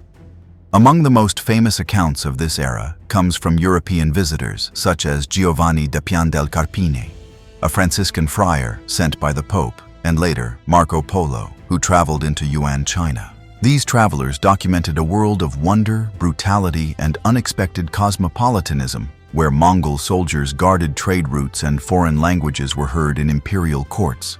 Karakoram itself symbolized the diversity of the Mongol administration. Though modest in size compared to great cities like Baghdad or Kaifeng, it was home to Buddhist temples, mosques, and churches. The Great Khan's court employed scribes who could write in Persian, Chinese, Uyghur, and other scripts.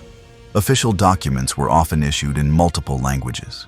This multilingual bureaucracy reflected the empire's reach and its commitment to cross-cultural governance. Economically, the Mongols relied heavily on tribute rather than direct production. Unlike sedentary empires that depended on agriculture and local taxation, the Mongols extracted resources from conquered peoples and redistributed them among the military and aristocracy.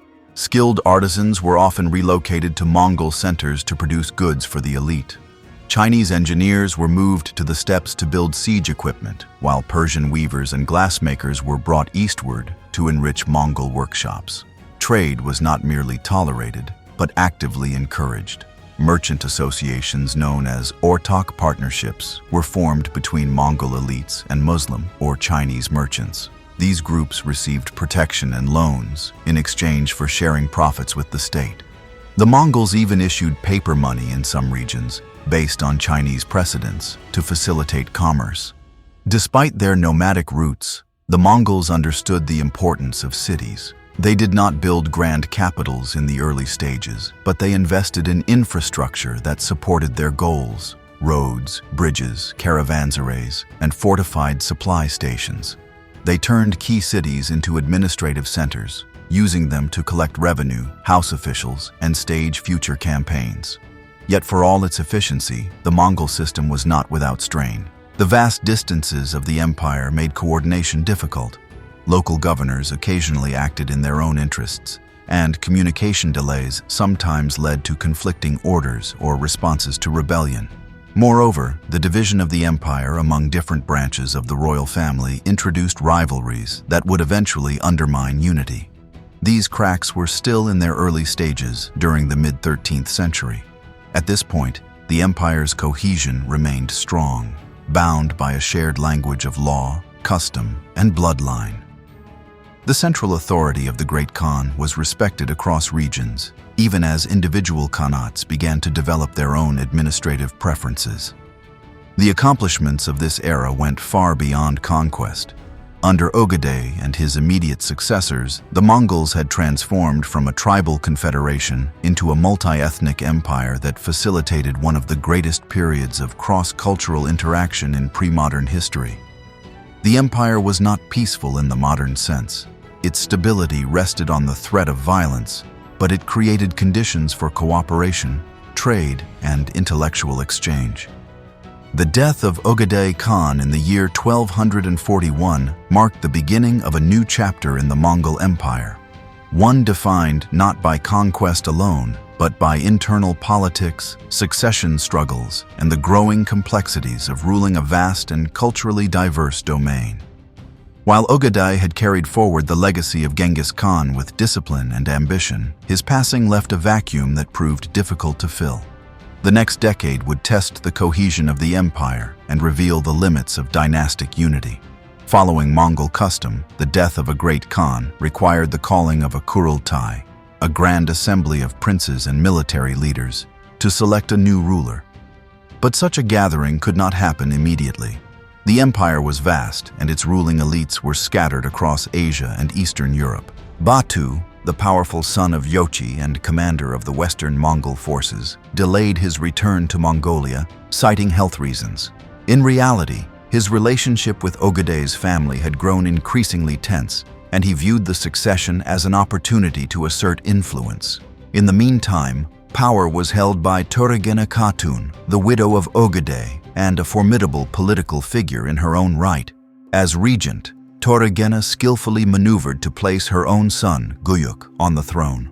Over the course of 5 years, she replaced many of Ogedei's loyal ministers with her own allies and worked behind the scenes to secure the votes and allegiances necessary for Guyuk's election. The delay in naming a new Khan did not paralyze the empire, but it did stall its expansion. Major campaigns were put on hold, and local rulers operated with increasing autonomy.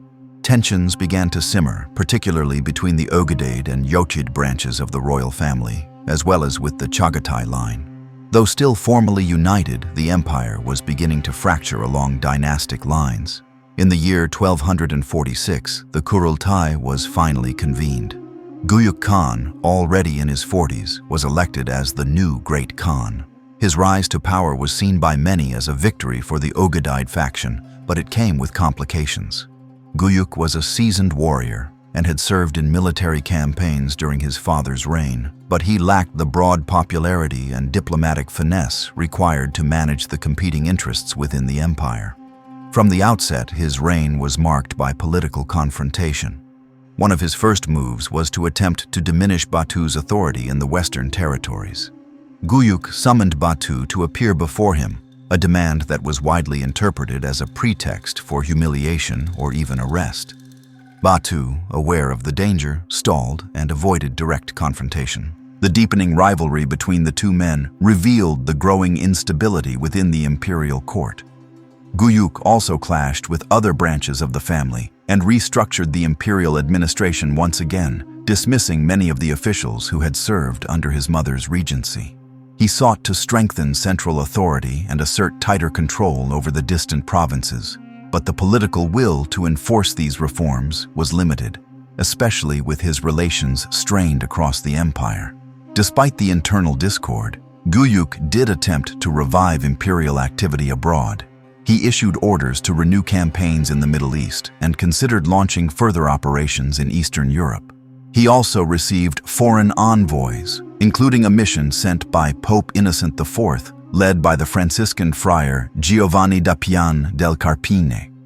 The papal envoy hoped to convert the Mongols, or at least halt their invasions of Christian lands. Instead, Guyuk demanded the submission of the Pope and all Christian rulers, reasserting Mongol claims of universal dominion. But Guyuk's reign was cut short. In the year 1248, only 2 years after his coronation, he died suddenly while traveling westward, possibly to confront Batu. The exact cause remains unclear. Some sources suggest illness, others hint at overindulgence or poisoning. Whatever the case, His death removed a major obstacle to Batu's ambitions and opened the way for a shift in power. With Guyuk gone, the empire once again entered a period of uncertainty. The issue of succession had not been resolved, and there was no immediate heir with broad support. The court factions re-emerged, each promoting different candidates. The Ogedei faction wanted to retain power, while Batu and his allies preferred someone more cooperative. Once again, the regency fell to a royal widow, this time to Ogul Kaimiş, Guyuk's wife, though she lacked the political acumen of Toragena. Batu, now one of the most powerful figures in the empire, seized the opportunity to promote a candidate from outside the Ogedei line. He threw his support behind Monka, the grandson of Genghis Khan, through Tolui, the youngest of the great Khan's sons. This move represented a significant shift in the balance of power within the royal family. The Toluid line, which had previously remained in the background, was now being elevated to the center of imperial politics. In the years that followed Guyuk's death, the empire teetered on the edge of civil war. The unresolved tensions between the major royal branches, combined with the absence of a strong central authority, created a sense of instability. For a brief moment, it seemed possible that the empire might break apart. Yet, from this crisis, a new and more durable leadership would emerge. With Batu's backing, Monka would eventually be elected as the next great Khan, a decision that would reshape the political structure of the Mongol Empire and launch new campaigns of conquest. The rise and fall of Guyuk Khan, though brief, was significant. It revealed the fragility of Mongol unity and the dangers of dynastic rivalry. His reign marked the first time that the imperial structure seriously faltered under the weight of internal politics rather than external threats. As the Mongol Empire entered the middle of the 13th century, it stood at a crossroads. The rapid expansion initiated by Genghis Khan had created a colossal domain, but the political foundation was beginning to strain under the pressure of internal rivalries. The death of Guyuk Khan had left a power vacuum, and for a time, the future of the empire hung in the balance. Yet from this uncertainty emerged a leader who would restore unity and reignite the momentum of conquest. Monka Khan, the grandson of Genghis Khan through his son Tolui. Monka's rise to power was not a peaceful one. His path to the throne was orchestrated largely by Batu, the powerful prince of the Golden Horde. Batu's influence had grown steadily after his victories in Eastern Europe and his resistance to Ogedei's heirs. Recognizing that his own line, the Yochid branch, might provoke opposition if he claimed the throne himself, Batu instead supported Monka, a candidate from the Toluid branch who promised stability and cooperation. In the year 1251, a grand Kurultai was convened near Karakoram. Not all royal family members attended, and some disputed the legitimacy of the assembly. Nonetheless, Monka was declared the Great Khan. His elevation marked a major shift in Mongol politics. Power had now passed from the Ogedei line to the Toluid line. This transition would have lasting consequences for the empire's political trajectory. Monka was not only a skilled military leader, but also a thoughtful administrator. He understood the vast scale of the empire and the need for efficient governance. One of his first actions as Khan was to conduct a systematic census across all major regions of the empire. This effort helped improve taxation, military recruitment, and record-keeping. It also allowed the central government to more effectively monitor the activities of local governors and princes. But Monka's reign was defined above all by a renewed era of conquest. His strategic vision extended both eastward and westward. In the east, he empowered his brother Kublai to lead campaigns against the Song dynasty in southern China. In the west, he chose another brother, Hulagu, to spearhead a massive campaign into the Islamic heartlands of the Middle East. Hulagu's mission would culminate in one of the most infamous events in medieval history, the fall of Baghdad. The Abbasid Caliphate, based in Baghdad, had long held symbolic importance in the Islamic world. Though its political authority had waned, the caliph still commanded deep religious respect across the Muslim population. Baghdad itself remained a thriving center of learning, culture, and commerce. Yet it was militarily vulnerable, having neglected its defenses over decades of relative peace. Monka viewed the Islamic world as both a threat and an opportunity. Several Muslim rulers had previously defied Mongol envoys or failed to submit fully to Mongol authority. Among these were the Assassins, a secretive sect of Nizari Ismailis based in mountainous fortresses across Persia. Known for their targeted killings of political and religious figures, the Assassins represented a direct challenge to Mongol control in the region. Hulagu's campaign began with the systematic destruction of the Assassins. Using siege engines, intelligence gathering, and psychological warfare, Mongol forces dismantled their strongholds, including the famous fortress of Alamut. By the year 1256, the Assassins had been effectively eliminated as a political force. With Persia now largely under control, Hulagu turned toward the Caliphate. In 1257, Hulagu led a massive army, possibly one of the largest ever assembled by the Mongols, into Mesopotamia. He was accompanied not only by Mongol cavalry, but also by Christian auxiliaries from the Caucasus, Turkic troops, Chinese siege engineers, and Persian advisors. The message to Baghdad was clear: surrender or be destroyed. The caliph at the time, al-Mustasim, made the fatal mistake of underestimating the Mongols. Rather than submit or prepare the city for a full defense, he hesitated, offering only minimal resistance and relying on the city's prestige to protect it. His appeals to other Muslim rulers for support were largely ignored or came too late. The Mongols encircled Baghdad and began a methodical siege. The city fell in early 1258. What followed was a massacre of staggering proportions. Thousands were killed: soldiers, civilians, and members of the scholarly and religious classes. The caliph himself was captured and later executed. According to many accounts, he was wrapped in a carpet and trampled to death by horses in accordance with Mongol taboos against shedding royal blood. The House of Wisdom, a famed center of Islamic learning, was looted and likely destroyed. Many priceless manuscripts and scientific texts were lost forever.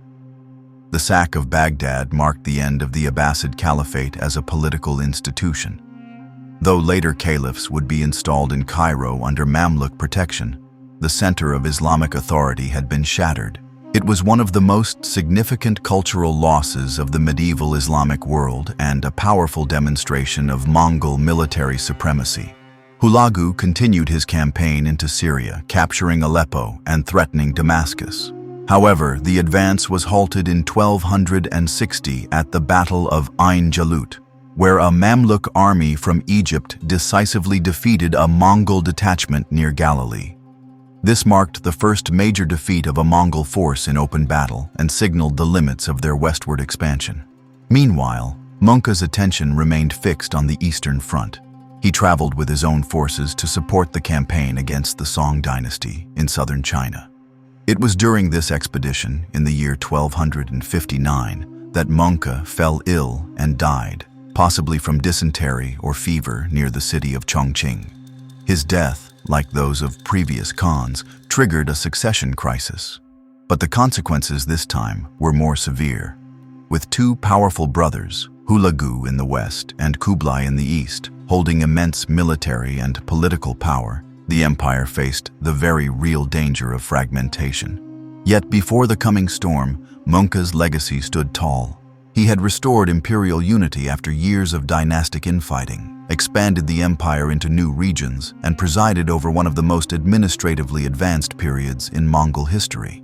His reign had brought the empire to its greatest territorial extent and helped lay the groundwork for further expansion, even if it would come at the cost of internal unity. As Monka Khan's death spread through the Mongol world in the year 1259, the empire once again faced a decisive moment. Monka had ruled with authority and had successfully extended Mongol control deeper into both the Islamic world and southern China. However, his passing left a vacuum, and two powerful brothers standing on opposite ends of the empire. One of them was Hulagu in the Middle East. The other was Kublai, deep in the campaign to conquer the Song dynasty in southern China. Kublai Khan, born in the early 13th century, was a grandson of Genghis Khan and the fourth son of Tolui. Unlike many of his Mongol predecessors, Kublai had developed a profound interest in Chinese culture, administration, and philosophy. He employed Confucian scholars, adopted aspects of Chinese court rituals, and maintained close relations with Chinese advisors. Among his most trusted aides was Liu Bingzhong, a former Jin official and a proponent of using traditional Chinese governance to rule over Chinese subjects. When Monka had assigned Kublai to lead the campaign against the Song, he was already seen as a leader with an imperial mindset, someone who saw ruling as more than raiding. But with Monka's death, the Chinese campaign was suddenly interrupted by internal politics.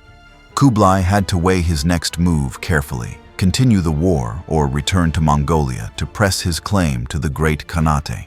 His rival in this moment was Arik Boka, the youngest brother of Kublai and Monka. Arik Boka was based in Karakoram and had the support of many traditional Mongol nobles who favored preserving the steppe-based, nomadic nature of the empire.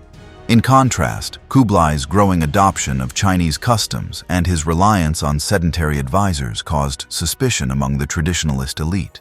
These competing visions for the empire's future, steppe tradition versus cosmopolitan empire, set the stage for a civil war. Kublai returned to northern China and convened his own Kurultai in the year 1260. At this gathering, attended by his allies and supporters, he was proclaimed Great Khan.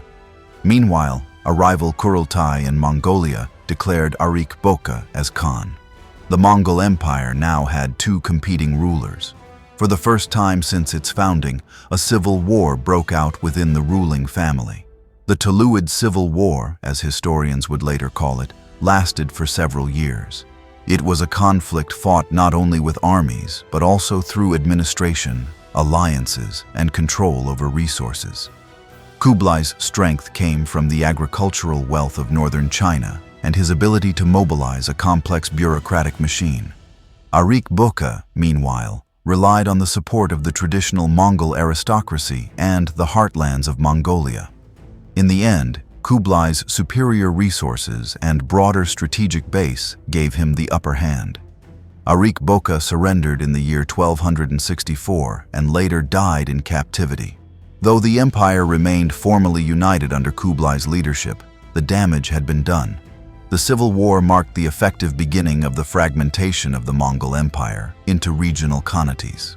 With his position now secure, Kublai turned his full attention back to the conquest of the Song dynasty. The Song had long been the most resilient opponent to Mongol expansion. Based in southern China, with its capital in Hangzhou, the Song dynasty was rich in culture, commerce, and population. It was home to sophisticated technologies, strong naval forces, and a bureaucracy deeply rooted in Confucian ideals. Kublai's challenge was not only military, but also logistical and ideological. Southern China's terrain, with its rivers, hills, and subtropical climate, posed difficulties for traditional Mongol cavalry tactics. The Mongols had to adapt, and they did so by incorporating local knowledge, building fleets, and conducting joint operations with defected Chinese commanders. One of Kublai's key generals in this campaign was Bayan, a seasoned military leader of Central Asian origin. Under Kublai's orders, Bayan launched a slow but determined advance against the Song, using a combination of siege warfare, diplomacy, and relentless pressure. City by city, the Song defense began to collapse. The Mongols made significant use of naval power during this phase of conquest. With the help of southern Chinese shipbuilders and defectors, they constructed large fleets to control riverways and coastal approaches. The battle for control of the Yangtze River was particularly critical. Once Mongol forces gained dominance over this major artery, they could move troops and supplies more easily and isolate key Song strongholds. The final act of conquest came in the year 1279 at the Battle of Yamen. In this naval engagement, Mongol forces defeated the remnants of the Song navy near the mouth of the Pearl River. The last Song emperor, a child named Zhao Bing, was carried onto a ship by his loyal ministers. According to legend, faced with certain defeat, a court official leapt into the sea with the young emperor in his arms, ending the Song royal line and symbolizing the collapse of Chinese resistance. With the fall of the Song dynasty, Kublai Khan achieved something no previous Mongol leader had done: the complete conquest of China. He declared the founding of a new dynasty, the Yuan dynasty, and established himself as its emperor. This marked a formal transformation in Mongol rule. Kublai was no longer simply a Khan ruling over subject peoples. He now claimed the mandate of heaven, the traditional source of imperial legitimacy in Chinese political philosophy. The Yuan dynasty was, in many ways, an empire unlike any other in Chinese history.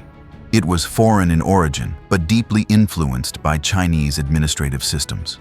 Kublai adopted a dual structure. Mongols and non-Han peoples were often placed in higher administrative and military positions, while Han Chinese officials continued to operate the machinery of the state.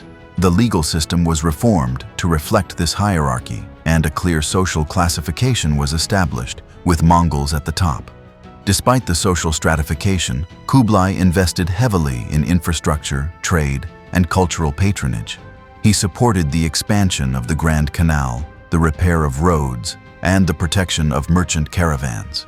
His court welcomed foreign envoys, merchants, and scholars, including the famous Venetian traveler Marco Polo, who would later write admiringly of Kublai's court. Yet the Yuan dynasty also faced difficulties from the start.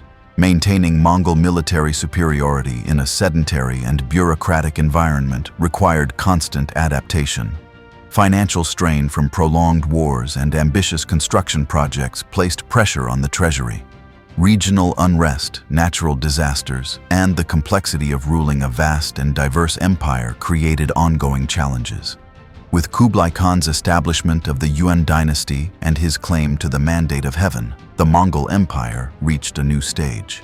No longer simply a vast, nomadic confederation, but a patchwork of regional powers, cultures, and ambitions.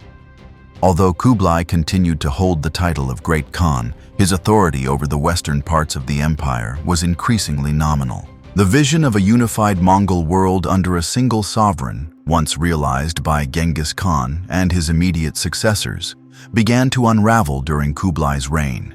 This fragmentation was not the result of sudden collapse, but a gradual process shaped by geography, politics, and diverging priorities. As the empire expanded across continents, communication became slower, logistical demands heavier, and dynastic rivalries more entrenched.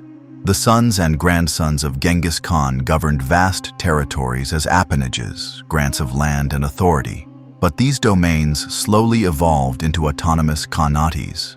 By the late 13th century, the Mongol Empire had effectively splintered into four major regions: the Yuan dynasty in China, the Ilkhanate in Persia, the Chagatai Khanate in Central Asia, and the Golden Horde in the western steppes and Rus lands. The Yuan dynasty, ruled by Kublai Khan and his successors, was the easternmost khanate. It encompassed all of China, parts of Korea, and Tibet. While it retained Mongol identity at the top levels of administration, it adopted many Chinese institutions and customs. The Yuan court employed Confucian advisors, followed Chinese calendrical rituals, and operated a highly structured civil service. However, this Sinicization came at the cost of alienating some Mongol elites who saw Kublai's policies as a departure from their nomadic roots. In the southwest, the Ilkhanate had emerged from the conquests led by Hulagu Khan. This Khanate controlled Persia, Mesopotamia, parts of the Caucasus, and western Central Asia. Initially characterized by its destructive campaigns, especially the sack of Baghdad, the Ilkhanate gradually became a center of Islamic learning and administration. After some early hesitation, its rulers converted to Islam, aligning themselves with the religious majority of the population. Rulers like Ghazan Khan later promoted religious tolerance, rebuilt cities, and commissioned historical works that chronicled both Mongol and Persian traditions. To the north, the Golden Horde dominated the steppes from the Ural Mountains to the Dnieper River, including the territory of the former Kievan Rus. Established by Batu Khan, it ruled over a mixed population of Slavs, Turks, and nomads. The Golden Horde did not attempt to impose a centralized bureaucratic state like the Yuan or Ilkhanate. Instead, it maintained a loose suzerainty over the Rus principalities, extracting tribute and occasionally interfering in local succession disputes. Its rulers remained formally loyal to the Great Khan, but in practice, they acted independently. In the center of the empire, the Chagatai Khanate occupied the region of Transoxiana and parts of modern-day Kazakhstan, Uzbekistan, and western China. It was named after Chagatai, the second son of Genghis Khan. Unlike the other khanates, which leaned toward either Persian or Chinese administrative styles, the Chagatai Khanate retained a more traditional Mongol character for a longer period. It was also marked by internal division, often split between Western and Eastern factions. Religious tensions grew here as well, especially as Islam began to spread among the nomadic populations, and conflict emerged between Muslim converts and conservative Mongol elites. The relationship between the four khanates was complex. They shared a common ancestry and occasionally coordinated policies, marriages, or military campaigns. But they also fought over borders, trade routes, and ideological legitimacy. The title of Great Khan became increasingly ceremonial, with each khanate pursuing its own interests. Kublai Khan's successors in the Yuan court continued to claim primacy, but their claims were largely ignored in the West. One of the major flashpoints was the conflict between the Ilkhanate and the Golden Horde. After Hulagu's destruction of Baghdad, Burqa Khan, the Muslim ruler of the Golden Horde and a grandson of Genghis Khan, condemned Hulagu's actions. Tensions escalated into open warfare between the two khanates. Burqa, aligning himself with the Mamluks of Egypt, even launched military actions against the Ilkhanate in the Caucasus. This war among brothers marked the first instance of open civil conflict within the Mongol world and revealed the limits of familial bonds when power and religion clashed. While political fragmentation weakened central unity, it also allowed for regional adaptation and innovation. The Ilkhanate became a key center for Persian culture, translating and preserving knowledge across Greek, Arabic, and Mongol sources. The Yuan dynasty facilitated economic integration, expanded maritime trade, and fostered early global exchanges. The Golden Horde played a crucial role in the development of medieval Russia and its economic networks. And the Chagatai Khanate, while more insular, maintained steppe traditions and helped transmit Islamic learning deeper into Central Asia. Despite this regional success, the cracks in the empire were widening. The principle of shared sovereignty among the descendants of Genghis Khan had broken down. Each Khan now ruled not as a representative of a unified empire, but as a sovereign monarch within his own territory. The empire that once moved as one now pulled in different directions. The weakening of the central authority also had implications for governance. Corruption became more common. Tax farming practices deepened economic inequalities, and dynastic succession disputes became more frequent. In some regions, especially in the Yuan court, favoritism toward certain ethnic groups or administrative elites created resentment and unrest. Culturally, the Mongol world was becoming more diverse but also more divided. The initial openness of the empire, the willingness to employ administrators of all faiths and backgrounds, gradually gave way to more regionally defined identities. In China, Mongol rulers increasingly relied on non-Han advisors and limited the participation of Chinese scholars in the highest levels of government. In Persia, the Mongol elite became increasingly assimilated into the Muslim Persian world. In Russia and Central Asia, Turkic and Islamic influences began to shape Mongol governance and military structure. By the early 14th century, the Mongol Empire remained vast and influential, but its unity was largely symbolic. The dream of a single Khan ruling from the Pacific to the Black Sea had faded. Yet even in this fragmented state, the khanates continued to shape the cultural, political, and economic landscape of Eurasia. The story of Mongol disunity is not one of failure alone. It reflects the natural evolution of an empire that had outgrown the limits of steppe governance. Each khanate adapted to its local conditions, creating hybrid systems that blended Mongol traditions with the administrative and cultural legacies of the regions they ruled. With the conquest of the Song dynasty and the establishment of the Yuan dynasty in the year 1271, Kublai Khan had accomplished what no other Mongol ruler had managed: complete domination over all of China. Yet governing this vast and deeply rooted civilization presented challenges that far surpassed those of battlefield conquest. Over the following decades, Kublai's rule would see both the consolidation of imperial power and the rise of internal tensions. His reign was marked by cultural exchange, administrative innovation, and significant resistance from a population still adjusting to foreign rule. Kublai ruled from his capital city of Dadu, located on the site of present-day Beijing. While Mongol tradition had long favored mobility and a nomadic court, Kublai embraced a sedentary administrative center to better manage the vast Chinese territories. Dadu was planned and constructed with assistance from Chinese, Persian, and Central Asian architects and engineers. It featured wide avenues, imperial palaces, marketplaces, and ceremonial halls. The choice to govern from a fixed capital reflected Kublai's commitment to ruling China as a Chinese emperor rather than as a distant Khan. To strengthen the legitimacy of his reign, Kublai adopted many elements of Chinese imperial tradition. He took on the title of Huangdi, or emperor, and performed rituals associated with the mandate of heaven, a concept that signified divine approval for righteous rule. He retained elements of Confucian court ceremony and supported institutions such as the imperial examination system, although access to this system was limited for much of his reign. Despite these efforts to assimilate, the Yuan dynasty was not a Chinese dynasty in the traditional sense.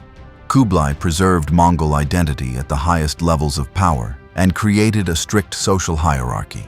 At the top were the Mongols, followed by non-Han groups such as the Semu peoples, including Central Asians and Muslims. Then the Northern Chinese, often descendants of the former Jin Dynasty. And finally, the Southern Chinese, who had been loyal to the Song. This hierarchy was reflected in military appointments, tax policies, and legal protections. Mongols and Semu peoples received lighter tax burdens and held a disproportionate share of high-ranking posts. Southern Chinese officials, despite their administrative experience, were often excluded from the upper echelons of government. These divisions created resentment and fueled resistance throughout Kublai's reign. Economically, Kublai worked to rebuild and integrate the empire after decades of war. He restored the Grand Canal, improved the postal and courier system, and expanded infrastructure to support commerce. Agricultural reforms were initiated, including attempts to encourage grain production in northern China. The state also promoted silk, tea, and porcelain industries, linking production with both internal markets and international trade networks. Trade flourished under the Yuan dynasty thanks to the protection of the Mongol military and the stability of routes across Central Asia. The famed Silk Road remained active, and new maritime trade routes were expanded. Chinese goods reached as far as the Middle East and Europe, while Persian textiles, Indian spices, and Arab manuscripts found their way into Chinese cities. Kublai actively supported foreign merchants and even maintained diplomatic ties with the Papal States and other distant powers. One of the most famous foreign visitors during this time was Marco Polo, a Venetian merchant whose travels took him across Central Asia to the court of Kublai Khan. Polo remained in Yuan China for many years and later described Kublai's empire in glowing terms, detailing its administrative systems, wealth, and urban sophistication. While Polo's account contains exaggerations, it provides a unique European perspective on Mongol governance in China. Despite these accomplishments, Kublai's reign faced significant challenges. One of the most persistent problems was rebellion and resistance from the Chinese population. Many Han Chinese elites viewed the Mongols as illegitimate usurpers. Local uprisings occurred regularly, particularly in southern China, where memories of the Song dynasty remained strong. These rebellions were met with harsh reprisals, deepening the cycle of resentment. Kublai also faced difficulty integrating the Mongol aristocracy into the new imperial system. Many Mongol nobles preferred traditional nomadic lifestyles and resisted efforts to bind them to a bureaucratic structure. Tensions grew between the central government and regional commanders who acted with increasing independence. Adding to these pressures were ambitious but ultimately disastrous military campaigns. Kublai sought to extend Mongol power across the seas, targeting neighboring states in East and Southeast Asia. His most famous expeditions were against Japan. In the late 13th century, Kublai launched 2 invasions of Japan. The first, in the year 1274, involved a fleet of ships carrying Mongol, Korean, and Chinese troops. Although the invasion force reached Japanese shores and engaged in battle, it was driven back by fierce resistance and a typhoon that damaged much of the fleet. Undeterred, Kublai organized a much larger expedition several years later. In 1281, a massive fleet, reportedly numbering in the thousands, set sail for Japan. Once again, the Mongols landed and began their assault. However, a second typhoon, later dubbed the kamikaze, or divine wind, struck the fleet and caused catastrophic losses. Thousands of ships were destroyed, and tens of thousands of troops perished or were captured. These failed invasions marked the limits of Mongol naval power and became legendary in Japanese memory. Kublai also attempted to assert dominance over Southeast Asia. Mongol forces invaded Burma, Vietnam, and Java in a series of campaigns. While some vassalage was achieved through intimidation or brief military occupation, none of these regions were brought fully under Mongol control. Harsh climates, unfamiliar terrain, guerrilla resistance, and logistical failures hampered these efforts. These costly campaigns strained the Yuan economy and exposed weaknesses in Kublai's administration. Inflation grew, especially after attempts to increase the circulation of paper money. Corruption within the bureaucracy became more widespread, and natural disasters, including floods and famines, exacerbated popular unrest. In the final years of his reign, Kublai grew increasingly isolated. The deaths of his wife Chabi and his favored heir brought personal grief, and his health declined. He became more withdrawn, indulging in food and alcohol, and delegated much of his authority to ministers. While his legacy as a conqueror and statesman remained intact, the unity and strength of the Yuan state began to erode. Kublai Khan died in the year 1294. By then, the Yuan dynasty had already begun to show signs of decline. Although it would continue for several more decades under his successors, it never recovered the prestige and strength it held under Kublai's direct rule. The Yuan period marked a pivotal chapter in Chinese history. It introduced new cultural influences, reconnected China with the broader Eurasian world, and altered the relationship between conqueror and subject. But it also revealed the inherent tension between Mongol military tradition and the demands of governing a complex, sedentary empire. By the early 14th century, the great Mongol Empire that had once stretched in a single arc from the Pacific Ocean to the heart of Europe no longer existed as a unified force. Instead, it had devolved into independent khanates, each shaped by local cultures, political dynamics, and divergent ambitions. These khanates, once branches of the same imperial tree, now followed increasingly separate paths. And one by one, they began to fracture under the weight of internal conflict, economic instability, and external threats. The first to collapse completely was the Ilkhanate, the Mongol state established in Persia by Hulagu Khan. For several decades after its foundation, the Ilkhanate had evolved from a destructive conquering force into a sophisticated Persianate regime. Rulers like Ghazan Khan had embraced Islam, patronized scholars and architects, and tried to blend Mongol governance with Persian administrative traditions. His successor, Oljaitu, continued many of these reforms, and the capital city of Sultania became a center of cultural and religious life. However, the Ilkhanate's stability was fragile. Its rulers relied on a complex mix of Mongol nobility, Persian bureaucrats, and various ethnic and religious groups who did not always share common interests. The death of Abu Sa'id Khan in the year 1335, without an heir, triggered a succession crisis. With no agreed-upon leader, the Ilkhanate fell into a period of intense civil war. Powerful noble families, tribal confederations, and military generals competed for dominance. No single figure could consolidate authority. The once cohesive Ilkhanate disintegrated into smaller, often warring successor states. In the absence of strong central leadership, Persia descended into political fragmentation. Local dynasties like the Jalayirids, the Chobanids, and others took control of different regions, often clashing with one another or aligning with rising powers to their east or west. This collapse also had wider effects. The disintegration of the Ilkhanate removed a key player from Eurasian diplomacy and commerce. The trade routes once secured by Mongol garrisons and stable governance became increasingly dangerous.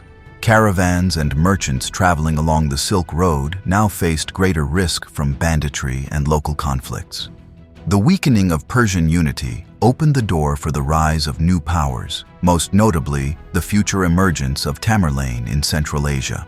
Meanwhile, to the northeast, the Chagatai Khanate was also struggling with internal tensions. Originally carved out as the domain of Chagatai, the second son of Genghis Khan, this Khanate had long been defined by a blend of steppe nomadism and sedentary Islamic influences. For decades, the Chagatai Khanate remained one of the more conservative of the Mongol realms, resisting both Islamization and bureaucratic centralization. However, by the mid-14th century, cultural and religious divisions became impossible to contain. In the eastern regions, particularly in modern-day Xinjiang, Mongol and Turkic groups began converting to Islam. In contrast, the Western territories remained dominated by steppe elites who clung to traditional Mongol law and shamanistic practices. These competing identities led to deepening friction within the Khanate. Eventually, the Chagatai Khanate split into two factions. The western portion, centered around Transoxiana, fell into chaos as local leaders and tribal chiefs fought for supremacy. The eastern portion, sometimes called Mogulistan, began to develop separately, guided by new rulers who embraced Islam more fully. Though both factions continued to use the name of Chagatai and invoked their descent from Genghis Khan, they were in practice distinct and often hostile entities. This fragmentation weakened the Chagatai world's influence over Central Asia and undermined the possibility of coordinated defense or foreign policy. It also set the stage for future conquests by Central Asian warlords who would capitalize on this disunity, most notably the campaigns of Tamerlane in the late 14th century. In the northwest, the Golden Horde, once a powerful force in the Russian steppes and Eastern Europe, was also facing its own unraveling. The Golden Horde had originally thrived under the leadership of Batu Khan and his successors, controlling the vast region stretching from the Volga River to the Carpathians. Russian principalities paid tribute to the horde, and trade flourished along the Volga and into the Black Sea region. But the Golden Horde, like its sister Khanates, was plagued by succession disputes and growing decentralization. After the death of Özbeg Khan, who had ruled with strength and stability for decades, the Khanate entered a period of turbulence. A series of short-lived and often violently deposed rulers followed, as rival clans and military factions competed for influence in Sarai, the capital of the horde. At the same time, local Russian princes, especially those based in Moscow, began to assert greater autonomy. Though they still nominally recognized the authority of the Khan, they increasingly manipulated internal Mongol politics to their own advantage. The princes of Moscow gained favor by playing rival Khans against each other, securing favorable tax arrangements, and gradually building up their own military strength. A key figure in this shifting balance was Dmitry Donskoy, the Grand Prince of Moscow. In the year 1380, he defied Mongol demands and led a coalition of Russian forces to victory at the Battle of Kulikovo. While this battle did not end Mongol rule in Russia, it was a symbolic turning point. For the first time, a Russian army had stood up to the horde and won a significant field battle. It marked the beginning of a slow but irreversible decline in Mongol influence over the Russian principalities. Meanwhile, internal rebellion and regional fragmentation continued to erode the Golden Horde's cohesion. In the Crimean region, new Tatar dynasties began to emerge. In the Kazan and Astrakhan areas, breakaway groups asserted independence. As the 14th century wore on, the authority of the central Khan in Sarai became more symbolic than real. These cascading failures across the Ilkhanate, Chagatai Khanate, and Golden Horde were not simply a result of poor leadership. They reflected the inherent difficulty of maintaining control over such vast, diverse territories without the unifying presence of a central imperial figure like Genghis Khan or Monka. The absence of succession protocols, the rise of powerful regional elites, and the limits of communication and logistics all contributed to the unraveling of what had once been the most formidable empire on Earth. Still, it would be inaccurate to characterize this period solely as one of decay. Even as the Mongol khanates weakened politically, they continued to facilitate cultural exchange, support local commerce, and influence the regions they governed.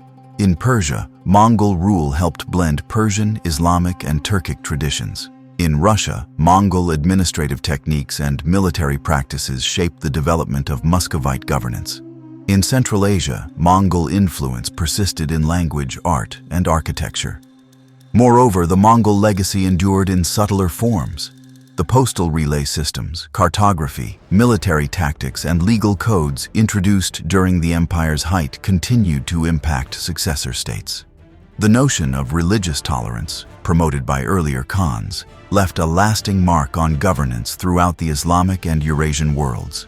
As the 14th century approached its end, the world was preparing for a new wave of upheaval.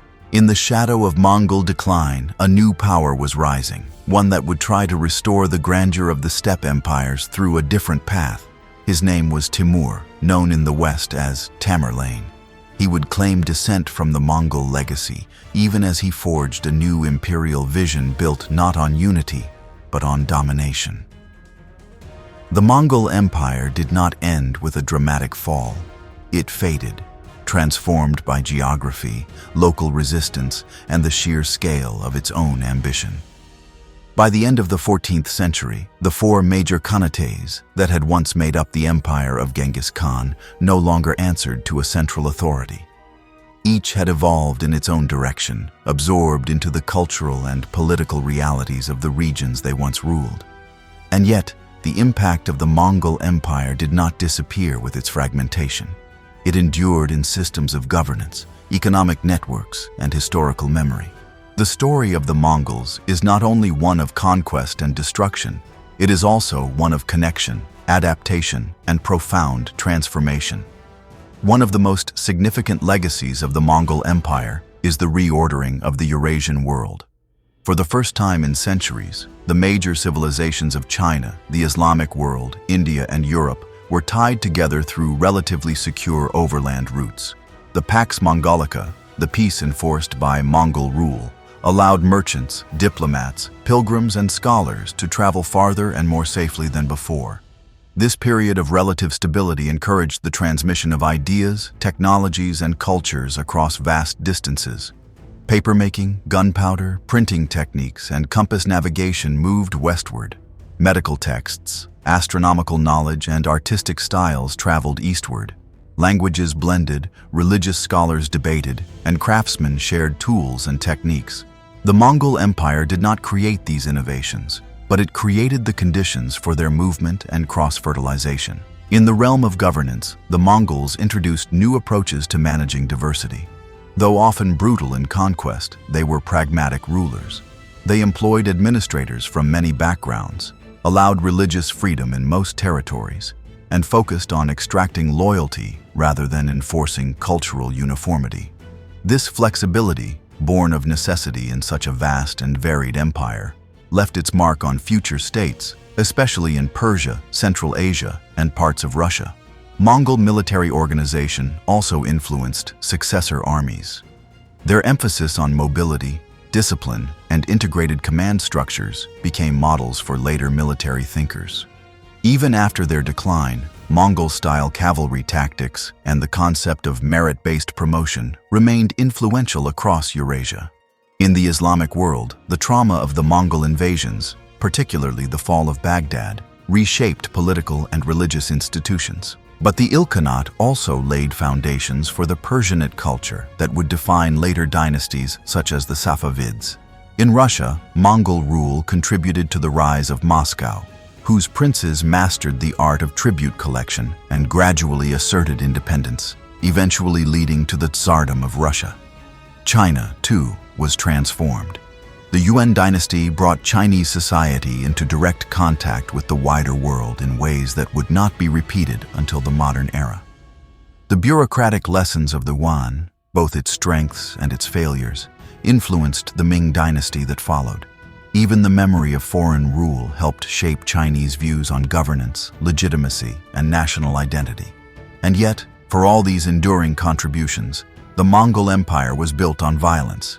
Entire cities were razed, populations massacred, and cultural centers destroyed in its wake. The speed and scale of Mongol warfare left scars that lasted generations. The very achievements of trade and tolerance were often built atop the ruins of resistance. The empire's flexibility in rule did not always translate into justice for the conquered. Its laws, though sophisticated in their time, reinforced rigid hierarchies that privileged Mongol elites and often excluded local voices. Still, history rarely offers simple judgments. The Mongol Empire should not be remembered as solely destructive or solely progressive. It was both and more. It reshaped the medieval world by force, but it also opened doors that would remain unlocked long after its rulers had vanished from the stage. Today, echoes of the Mongol legacy persist. In Central Asia, Genghis Khan remains a revered figure, not as a conqueror alone, but as a unifier. In the field of global history, the Mongol period is increasingly understood as a moment of early globalization, when distant societies were brought into contact by the movement of armies, merchants, and messengers. Even in the 21st century, the infrastructure of connection, be it roads, communications, or diplomacy, bears faint resemblance to the systems once set in motion by Mongol rule. Perhaps the most important lesson from the Mongol Empire is this: power, no matter how vast, is always constrained by complexity. The greater the ambition, the greater the challenge of sustaining it. The Mongols mastered the art of conquest but struggled with the demands of governance. Their empire rose through military brilliance, but fractured under the pressures of distance, diversity, and succession. In this, they offer a timeless case study in the limits of empire. And yet, through both success and failure, the Mongols changed the shape of world history. Their legacy is not confined to the past. It lives on in the boundaries they moved, the cultures they touched, and the global patterns they helped create. This is the story of the Mongol Empire, not a myth, not a cautionary tale, but a defining episode in the shared history of continents. It began on the grasslands of Mongolia and ended in cities, trade routes, and memories that continue to shape the world we know today.